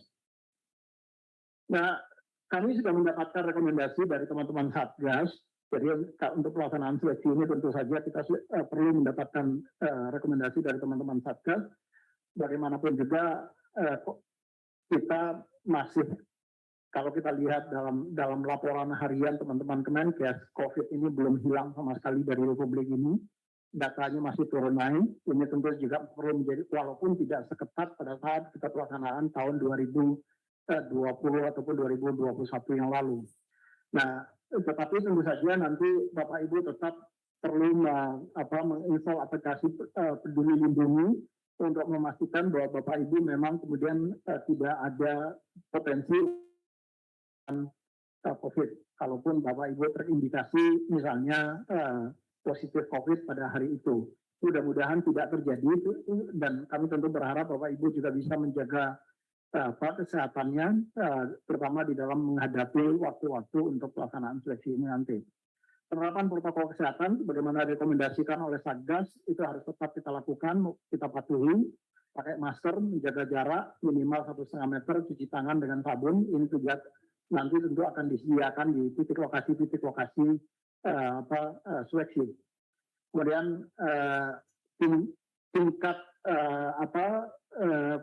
lokasi ujian hanya boleh diisi 50%, tetapi ini nanti karena sudah agak menurun panjang, kami tentu akan mencoba untuk bernegosiasi apakah bisa kita tingkatkan menjadi 75% dari kapasitas misalnya. Nah, kalau bisa tingkatkan 75% dari kapasitas, maka ini tentu akan waktu yang tadi yang sampai dengan 13 Desember itu bisa kita perpendek. Jadi tidak harus sampai dengan 13 Desember. Nah, kemudian pelaksanaan seleksi akan dikoordinasikan dengan kepala daerah atau ketua Satgas penanganan COVID di daerah untuk memastikan kalau terjadi apa-apa, teman-teman di Satgas COVID di masing-masing wilayah itu bisa cepat membantu penanganan teman-teman yang kalau kebetulan terkonfirmasi COVID-19. Kemudian panitia kegiatan seleksi wajib membentuk Satgas protokol kesehatan untuk mengawasi dan mengendalikan penerapan protokol kesehatan ini untuk betul-betul mencegah penularan COVID-19. Di titik lokasi akan disediakan QR code Peduli Lindungi. Jadi nanti teman-teman di UNBK juga akan kami minta untuk menyediakan pamflet untuk bisa setiap peserta men-scanning QR Peduli Lindungi itu pada titik lokasi ujian, sehingga semua yang mengikuti seleksi akan termonitor oleh pemerintah di dalam konteks penanganan COVID-19 ini. Kemudian panitia seleksi instansi wajib mengecek status vaksinasi peserta. Ini yang diminta oleh teman-teman di di Satgas COVID. Kalau Bapak Ibu sudah 3 kali, tentu ini akan lebih memudahkan bagi Bapak Ibu untuk mengikuti seleksi, karena kelonggaran yang sudah diberikan oleh pemerintah kalau kita sudah mendapatkan vaksin booster atau 3 kali vaksin. Namun bagi Bapak Ibu yang baru mengikuti vaksin 2 kali, vaksin lengkap itu juga masih dimungkinkan. Nah, bagi Bapak Ibu yang belum mengikuti vaksin, ini perlu meminta surat keterangan dari dokter bahwa Bapak Ibu memang tidak melakukan vaksin karena alasan-alasan kesehatan misalnya. Ini tentu masih tetap dimungkinkan Bapak Ibu bisa mengikuti seleksi, tetapi dengan Bapak Ibu membawa surat keterangan dokter dari rumah sakit pemerintah. Ini adalah prosedur pelaksanaan seleksi, ini relatif sama setiap tahun, jadi sejak kita positif COVID, diterjang badai COVID tahun 2020, mekanisme dan prosedur ini masih konsisten kita terapkan, tidak boleh ada orang berkerumun, ini masih tetap konsisten kita laksanakan, dan ini tentu saja akan dipantau dan dimonitor oleh Satgas COVID. Jadi mohon betul, terutama di titik-titik lokasi mandiri, Bapak Ibu bisa konsisten untuk melaksanakan protokol kesehatan ini dengan sebagaimana yang disampaikan oleh teman-teman di Satgas Nasional. Nah, bagaimana pembagian tugas panitia? Kami juga sudah menyiapkan ada tim pelaksana KET BKN, ada koordinator, pengawas ujian, dan petugas IT untuk yang ada tugasnya masing-masing di situ. Terutama kalau petugas IT untuk memastikan bahwa seluruh OS KET BKN itu terinstall kalau itu menggunakan sistem KET BKN. Karena OS BKN ini paling tidak pada saat kita pelaksanaan seleksi SKB kemarin masih belum bisa ditembus oleh teman-teman yang menggunakan software remote access. Walaupun saya tentu saja orang karena berusaha untuk melakukan cheating, dia akan berusaha untuk mencoba segala upaya untuk melakukan bisa menembus itu.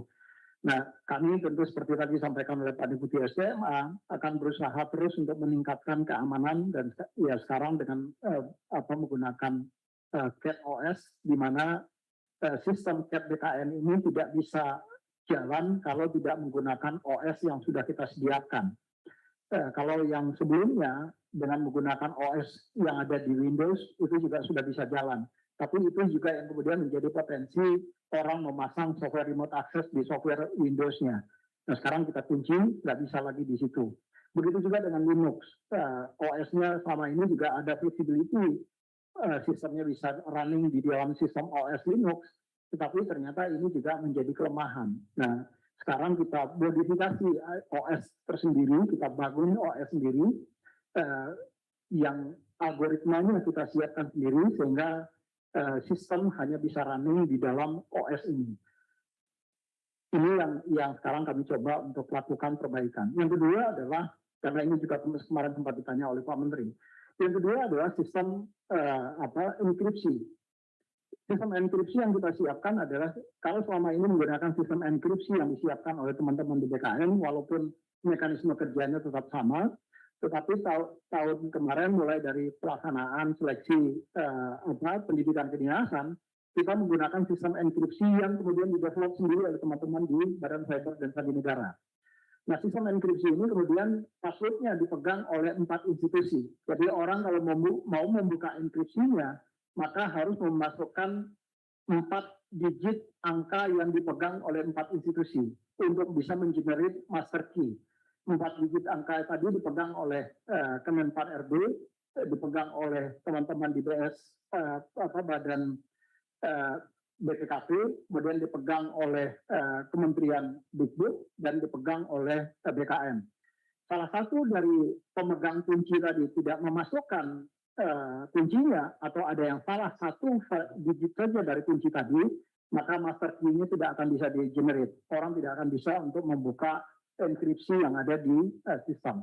Ini yang juga sudah kita siapkan di dalam sistem ini, sehingga dan master key ini untuk sistem enkripsi ini itu dimulai pada saat penyiapan soal-soal ujian. Jadi tidak hanya pada saat pelaksanaan, tetapi pada saat penyiapan soal-soal ujian sudah menggunakan mekanisme yang sama. Enkripsinya gunakan enkripsi yang disiapkan oleh teman-teman BSSN dan membukanya juga dengan menggunakan password yang dipegang oleh 4 institusi berbeda.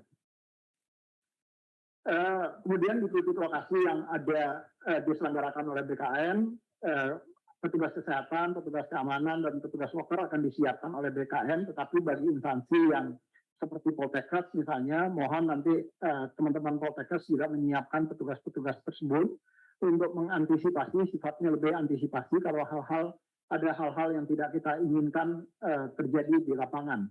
Misalnya ada yang tiba-tiba karena dalam perjalanan terus berinteraksi dengan orang yang positif COVID, akhirnya dia juga terkonfirmasi COVID, maka paling tidak teman-teman yang petugas keamanan kesehatan itu bisa melakukan pertolongan pertama dan mengantarkan yang bersangkutan pulang kembali dengan ambulan yang sudah disediakan di titik lokasi. Kemudian juga petugas keamanan untuk mengantisipasi jangan sampai terjadi ada orang bergerumbun atau bergerombol di titik lokasi, sehingga ini tentu berpotensi untuk terjadi penyebaran COVID-19. Kemudian ada panitia seleksi petugas loker untuk memastikan barang-barang peserta tidak ada yang hilang. Jadi jangan ada kemudian peserta yang merasa kehilangan apakah HP, karena semua dokumen termasuk alat-alat komunikasi harus ditinggalkan di loker, dan tentu ini perlu dijaga, diamankan bukan berarti kemudian dihilangkan, tetapi diamankan, disimpan untuk dikembalikan kepada peserta. Nah, perlu ada petugas loker tersendiri untuk memastikan barang-barang itu kemudian tidak ada yang hilang. Kemudian dari instansi perlu menyiapkan penanggung jawab pelaksanaan di instansi, kemudian pemeriksa berkas, kemudian petugas registrasi dan petugas body checking.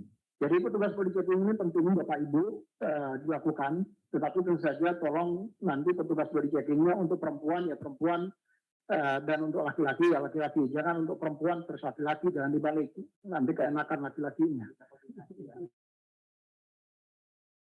Tugas body checkingnya, karena banyak sekali indikasi yang kami kemudian menemukan, apalagi sekarang banyak sekali infrastruktur teknologi yang bentuknya sangat kecil dan itu bisa diselipkan dimanapun di dalam badan peserta. Kami banyak menemukan hal itu, dan ini yang kemudian kita petugas body checking perlu melakukan pemeriksaan bahwa setiap peserta yang masuk ke dalam ruangan ujian itu benar-benar orang yang tidak membawa apa-apa kecuali dokumen yang dipersyaratkan. Ini bentuk pembagian tugasnya sangat detail, apa saja yang harus dilaksanakan oleh tim pelaksana BKN dan apa yang nanti menjadi panitia seleksi instansi. Tahapannya ada di sini, nanti bahannya nanti bisa kami sampaikan ke teman-teman di Kementerian Pan-RB. Kalau Bapak Ibu kemudian ingin mendapatkan, nanti saya tugasnya apa saja sih yang dari masing-masing petugas misalnya, supaya nanti Bapak Ibu nggak bingung pada saat menetapkan orang-orang yang akan terlibat di dalam pelaksanaan seleksi ini. Mungkin ini beberapa hal Pak Asdep yang beberapa dapat kami sampaikan kepada Bapak Ibu semua, tetapi kembali lagi kami ingin menegaskan, mohon betul bantuan dan kerjasama Bapak Ibu semua, karena ini tidak bisa dilakukan oleh BKN sendirian, karena ada kewenangan-kewenangan yang menjadi kewenangan Bapak Ibu di instansi, terutama terkait dengan finalisasi formasi di dalam sistem seleksi calon aparatur sipil negara. Yang kedua adalah admin instansi agar segera melakukan setting beberapa variabel di dalam sistem seleksi calon aparatur sipil negara, dan kalau itu sudah selesai dilakukan, BKN akan segera melakukan verifikasi dan validasi formasi. Saya sudah meminta kepada Bapak Ibu Kakanred pagi ini untuk segera melakukan verifikasi dan validasi atas formasi yang di instansi daerah, terutama karena Bapak Ibu Kakanred ada di instansi daerah, dan Bapak Ibu di instansi mohon segera berkoordinasi dan berkonsultasi kepada teman-teman kami di kantor regional. Sementara untuk di kantor pusat, kami juga sudah berkoordinasi dengan Direktur Pengadaan dan Kepangkatan yang akan melakukan verifikasi formasi yang di instansi pusat. Nah, tetapi ini belum bisa bekerja karena Bapak Ibu tadi saya sampaikan, terutama di instansi pusat, baru 18 instansi yang sudah menyelesaikan input formasi ke dalam sistem seleksi calon aparatur sipil negara ini.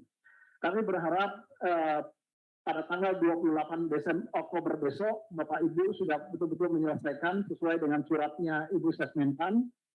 Karena kalau ini tidak selesai, maka potensi molornya juga akan besar. Kami sampaikan tadi, kita berada di injury time. Kalau ini betul-betul akan kita laksanakan pada tahun ini, maka mohon juga bantuan dan kerjasama Bapak Ibu semua untuk bersama-sama kita dengan BKN melakukan percepatan-percepatan terkait dengan penyelesaian formasi ini. Sehingga supaya BKN juga bisa kemudian melakukan verifikasi terhadap formasi dan memastikan formasi tadi betul-betul sudah sesuai dengan surat Menpan, surat keputusan Menpan, maupun surat edaran Dirjen Nakes terkait dengan kualifikasi pendidikan di masing-masing formasi jabatan. Nah, kalau ini kita bisa lakukan secara bersama-sama, bergotong royong, kami optimis ini bisa kita lakukan kita buka pada tanggal 31 Oktober besok. Tapi kalau Bapak Ibu kemudian juga tidak melaksanakan tugasnya, maka ini tentu akan menjadi kendala besar bagi kita semua, dan tentu terutama bagi kami di Kementerian Pan-RB dan BKN terkait dengan pelaksanaan seleksi ini. Itu beberapa hal yang dapat kami sampaikan. Terima kasih. Assalamualaikum warahmatullahi wabarakatuh. Waalaikumsalam. Terima kasih Pak Deputi tadi yang sudah menyampaikan secara lengkap ya, sampai hal yang teknis tadi apa-apa saja yang harus Bapak Ibu lakukan. Bapak Ibu sekalian yang harus Bapak Ibu lakukan khususnya di tataran implementasi, karena ini di luar kewenangan BKN dan Kemenpan ya Pak, kurang lebih gitu ya Pak Deputi ya.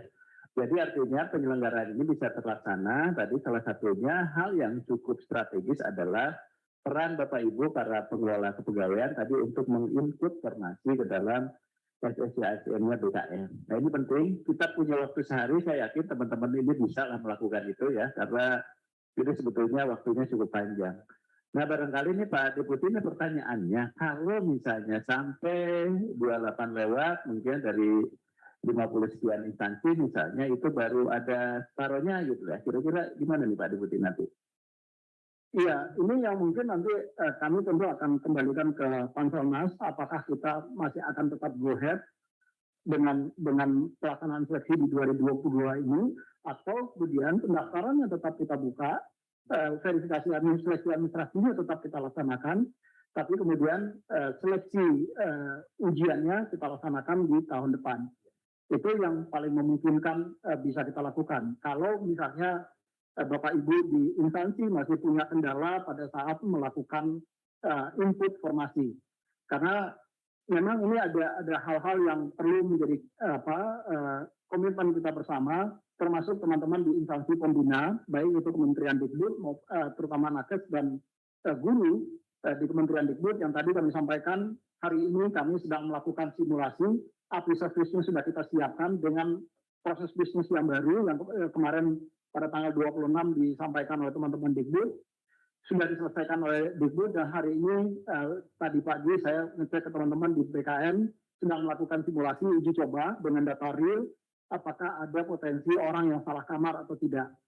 Karena ini harus dipastikan betul supaya hal-hal yang pernah terjadi di tahun 2021 kemarin, yang orang dia sebetulnya honor di SDA misalnya,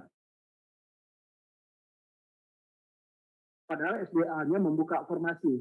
Akhirnya ini kemudian mereka terpaksa oleh sistem karena flaggingnya diarahkan ke SDB, dia kemudian terdaftarnya di SDB, padahal di SD tempat dia honor dia terdaftar. Nah kita tentu tidak menginginkan hal itu tidak terjadi. Simulasi ini yang hari ini sedang intens dilakukan oleh teman-teman BKN dan Dikbud, mudah-mudahan bisa diselesaikan hari ini. Kalau ini bisa diselesaikan hari ini, maka paling tidak isu terkait dengan guru sudah relatif aman. Hanya yang tadi yang perlu menjadi catatan kami, apakah dengan waktu yang terbatas, teman-teman Dikbud masih bisa atau sanggup untuk melaksanakan sampai dengan yang P4. Karena waktunya terlalu pendek. Kalau misalnya satu prioritas itu kemudian bisa dilakukan sampai dengan butuh waktu 4 atau 5 hari, maka tentu teman-teman Dikbud akan berhitung apakah ini memungkinkan untuk kita lakukan atau tidak. Ini yang kami juga sudah sampaikan ke Ibu PLT Dirjen GTK. Kenapa ini penting? Karena jangan sampai nanti kasus 2021 terulang kembali. Waktu 2021 kita mengatakan akan ada 3 skenario atau 3 tahapan seleksi, yaitu ada tahap 1, tahap 2, tahap 3. Tetapi karena keterbatasan waktu, kemudian tahap 3 tidak bisa kita laksanakan. Nah ini tentu akan merugikan teman-teman guru yang kebetulan mendaftar di tahap 3.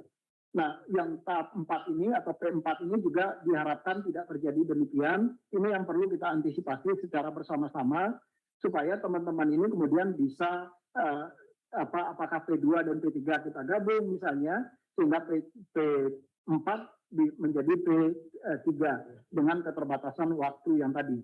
Nah, skenario ini tentu harus kita lakukan bersama-sama dengan teman-teman Dikbud, mana yang paling memungkinkan untuk kita lakukan. Jangan sampai nanti kita sudah buka, sudah umumkan ada P4 atau U misalnya, tetapi kemudian ternyata waktunya tidak memungkinkan untuk kita lakukan. Demikian Pak. Baik, terima kasih Pak Deputi. Saya kira Bapak Ibu, teman-teman sekalian, yang pertama ini merupakan komitmen pemerintah ya untuk menyelesaikan ini. Jadi ini tanggung jawab bersama ya. Kalau kita bicara pemerintah, bukan hanya Menpan, bukan hanya BKN, tapi kementerian, lembaga, dan Pemda gitu ya. Itu yang pertama.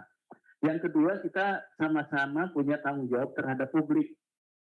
Ya, jadi ini juga tanggung jawab kita bersama. Makanya tadi baik Pak Alek, Pak Harmen sama-sama ngawal ini gitu ya. Untuk apa? Untuk membantu Bapak Ibu sekalian gitu ya. Dan nanti apa yang bisa kita lakukan tahun ini ya kita eksekusi tahun ini.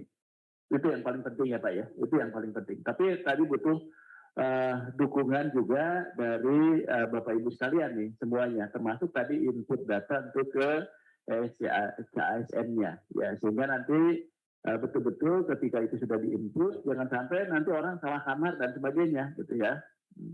Karena kalau salah kamar itu di mana-mana bahaya gitu ya. Gitu ya Pak ya, gitu ya. Gitu ya. Kalau kita satu rumah mertua aja salah kamar mertua aja bahaya kan gitu ya Pak ya, walaupun itu fungsi pengabdian gitu ya. Jadi artinya ini penting nih Bapak Ibu sekalian karena kalau di pengadaan itu memiliki sensitivitas yang tinggi gitu ya. Jadi kami dengan BKN kadang-kadang juga menghadapi teman-teman tuh yang sebetulnya orang yang belum tentu benar aja bisa gugat kita gitu, apalagi yang mereka merasa dirugikan. Nah, poin-poin itu barangkali baik di guru, tenaga kesehatan dan sebagainya itu penting. Nah, komitmen kita tetap di tahun ini gitu ya, tapi tadi kalau ada persoalan kita bicara seleksi administrasinya tahun ini tetap teman-teman itu punya kesempatan yang sama untuk seleksi kompetensinya. Nah, itu yang paling penting ya Pak Deputi ya. Saya kira tadi teman-teman yang disampaikan Pak Deputi tadi, setelah ini maka apabila ada kendala tadi kalau di pusat ke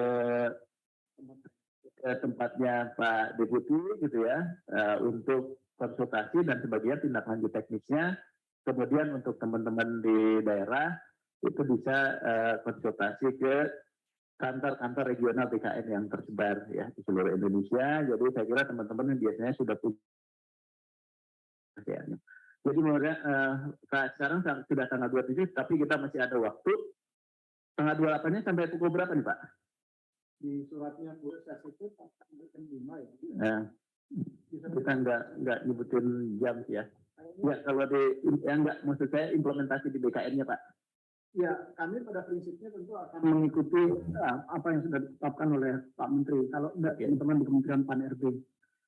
Tapi saya lupa di suratnya Bu Ses nggak menyebutkan itu sih Pak. Nah kalau tidak disebutkan ya nggak menyebutkan tanggal jam. Iya, kalau tidak disebutkan ya nanti kita akan coba buka sampai tanggal tanggal 31 itu sampai habis. Ya, 12 malam kurang 1 detik lah ya gitu ya. 12 malam kurang 1 detik. Iya itu. Ya. Gitu ya Bapak Ibu sekalian. Jadi saya kira ini sudah jelas. Jadi demikian Bapak Ibu sekalian penyampaian informasi sosialisasi kita di siang ini. Tapi sebelum kami tutup closing statement barangkali dari Pak Deputi Eksekutif Aparatur kepada Pak Ali kami persilakan Pak. Terima kasih Pak Abah, terima kasih Pak Harmen penjelasannya yang sangat detail dan kawan-kawan sekalian sekali lagi rekrutmen adalah salah satu aktivitas penting ya untuk memperkuat ASN kita menuju pencapaian tujuan yang lebih besar. Jadi mudah-mudahan kita nggak lupa tujuannya karena prosesnya ya. Jadi kita bisa memahami mengapa keputusan-keputusan sulit itu diambil oleh pemerintah untuk mengamankan tujuan yang lebih besar.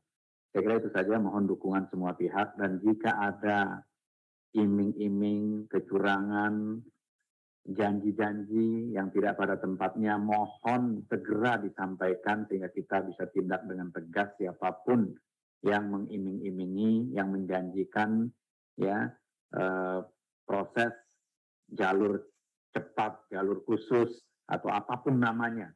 Karena ujian atau seleksi yang dilakukan oleh BKN itu betul-betul mencoba menjaga keadilan dan kesempatan yang sama bagi kawan-kawan yang termasuk ke dalam target rekrutmen kita.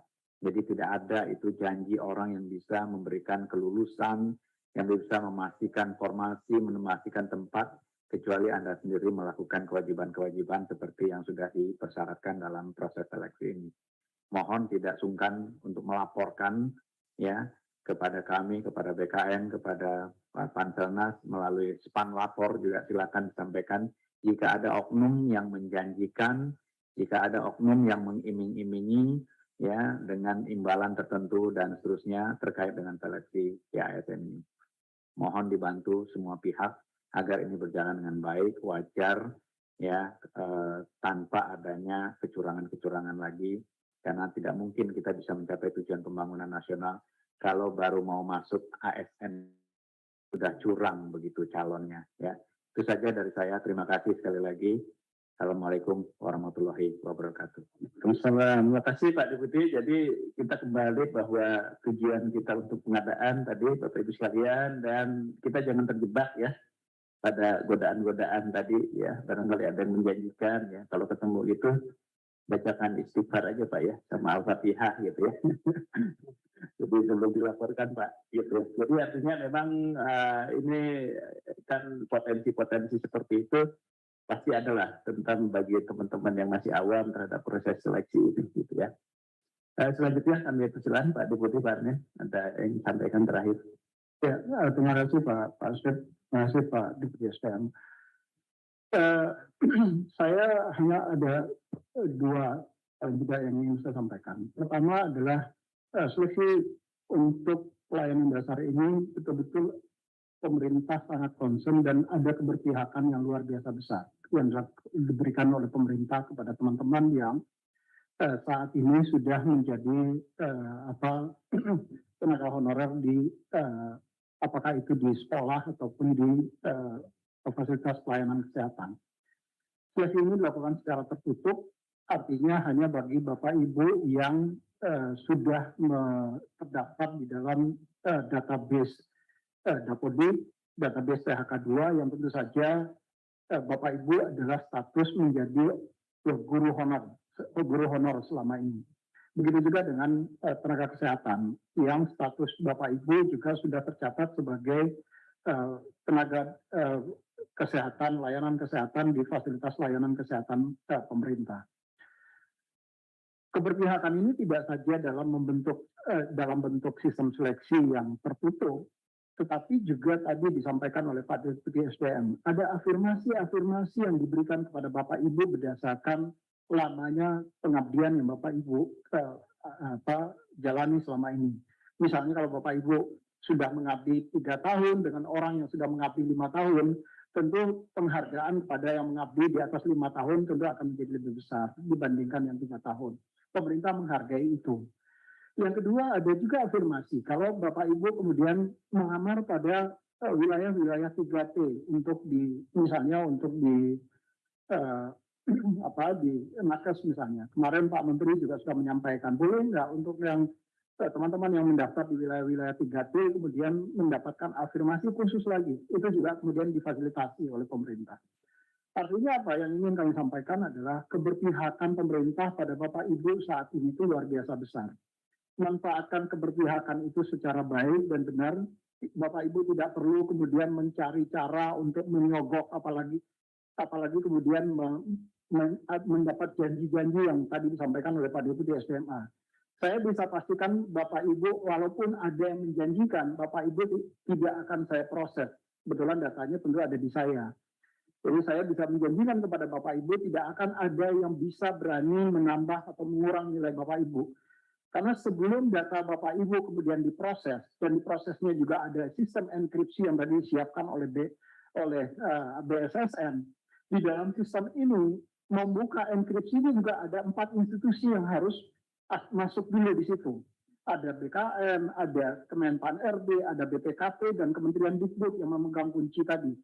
Jadi tidak ada ruang sebetulnya bagi Bapak Ibu untuk bisa mencoba mendapatkan memberikan janji-janji dan seolah-olah bisa meluluskan Bapak Ibu. Yang bisa meluluskan Bapak Ibu hanya Bapak Ibu diri Bapak Ibu masing-masing. Jadi saya sependapat tadi yang disampaikan oleh Pak Deputi SMA, kalau ada orang-orang yang mencoba mengiming-imingi Bapak Ibu, tolong segera dilaporkan. Apakah itu petugas BKN di lapangan? Apakah itu instansi? Kita pastikan akan kita proses. Kami BKN, Pak Kepala sangat komitmen dengan ini dan saya yang paling kencang di BKN untuk kalau memang ada indikasi ke arah itu, terlepas yang bersangkutan sudah menerima atau tidak menerima, maka hukuman disiplin itu sudah pasti jatuh kepada yang bersangkutan. Tinggal seberapa berat hukuman disiplin tadi diberikan kepada mereka. tentu yang terberat adalah pemberhentian tidak dengan atas permintaan sendiri. Itu adalah yang paling berat. Dan itu tentu kalau pemberhentian dengan tidak hormat tentu nanti setelah inkrah di sidang pengadilan. Tetapi supaya proses di sidang pengadilannya nggak lama, menunggu terlalu lama, ya kami kemudian akan menetapkan pemberhentian tidak atas permintaan sendiri. Bagi kami yang paling penting adalah orang yang menjadi borok di dalam upaya kita untuk menciptakan sistem seleksi yang fair, yang transparan, yang mempertimbangkan semua orang itu betul-betul bisa kita laksanakan dengan seadil-adilnya. Sehingga kalau ada yang bermain-main, mencoba bermain-main dengan itu, kita juga tidak akan segan-segan untuk memberhentikan yang bersangkutan.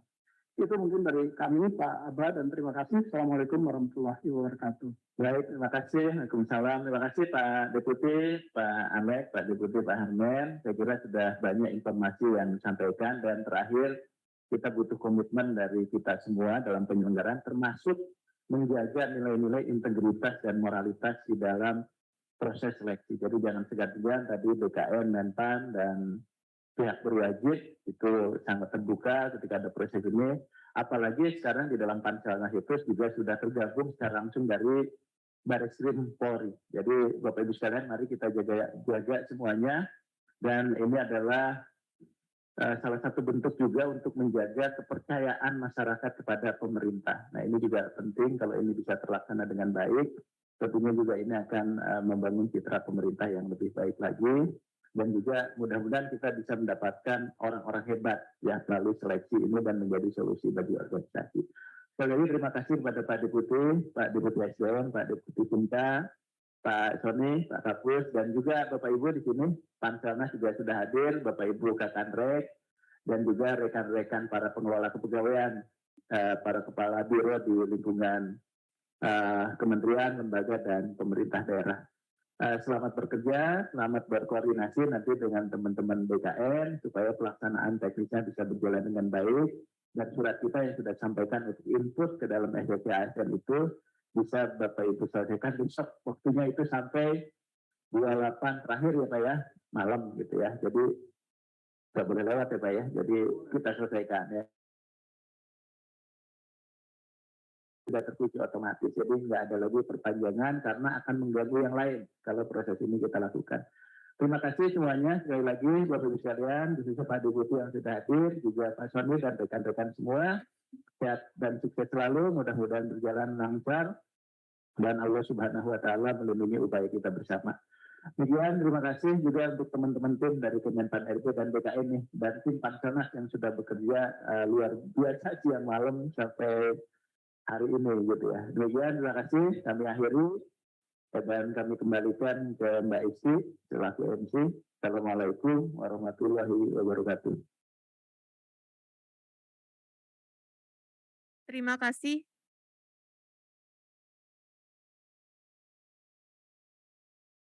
Terima kasih kepada Bapak Abbas Subagja serta para narasumber. Bapak Ibu yang kami hormati, selesailah acara sosialisasi kebijakan dan pelaksanaan pengadaan T3K tahun anggaran 2022. Menutup acara hari ini, kami selaku penyelenggara acara menyampaikan terima kasih atas kehadiran dan partisipasi Bapak Ibu sekalian. Jika sekiranya ada penyampaian ataupun hal-hal yang kurang berkenan selama jalannya acara ini, kami selaku pembawa acara menyampaikan permohonan maaf yang sebesar-besarnya. Kami akhiri acara sosialisasi di siang hari ini. Selamat siang, Bapak Ibu sekalian, kami mohon undur diri. Wassalamualaikum warahmatullahi wabarakatuh.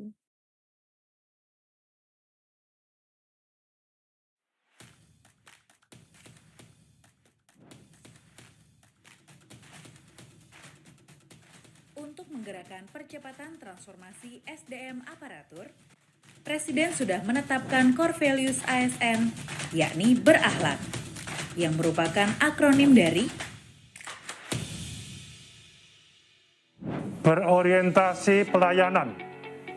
Kami berkomitmen memberikan pelayanan prima demi kepuasan masyarakat. Panduan perilakunya adalah 1. Memahami dan memenuhi kebutuhan masyarakat. 2. Ramah, cekatan, solutif dan dapat diandalkan. 3. Melakukan perbaikan tiada henti. Akuntabel. Kami bertanggung jawab atas kepercayaan yang diberikan. Panduan perilakunya adalah 1. Melaksanakan tugas dengan jujur, bertanggung jawab, cermat, disiplin, dan berintegritas tinggi. 2. Menggunakan kekayaan dan barang milik negara secara bertanggung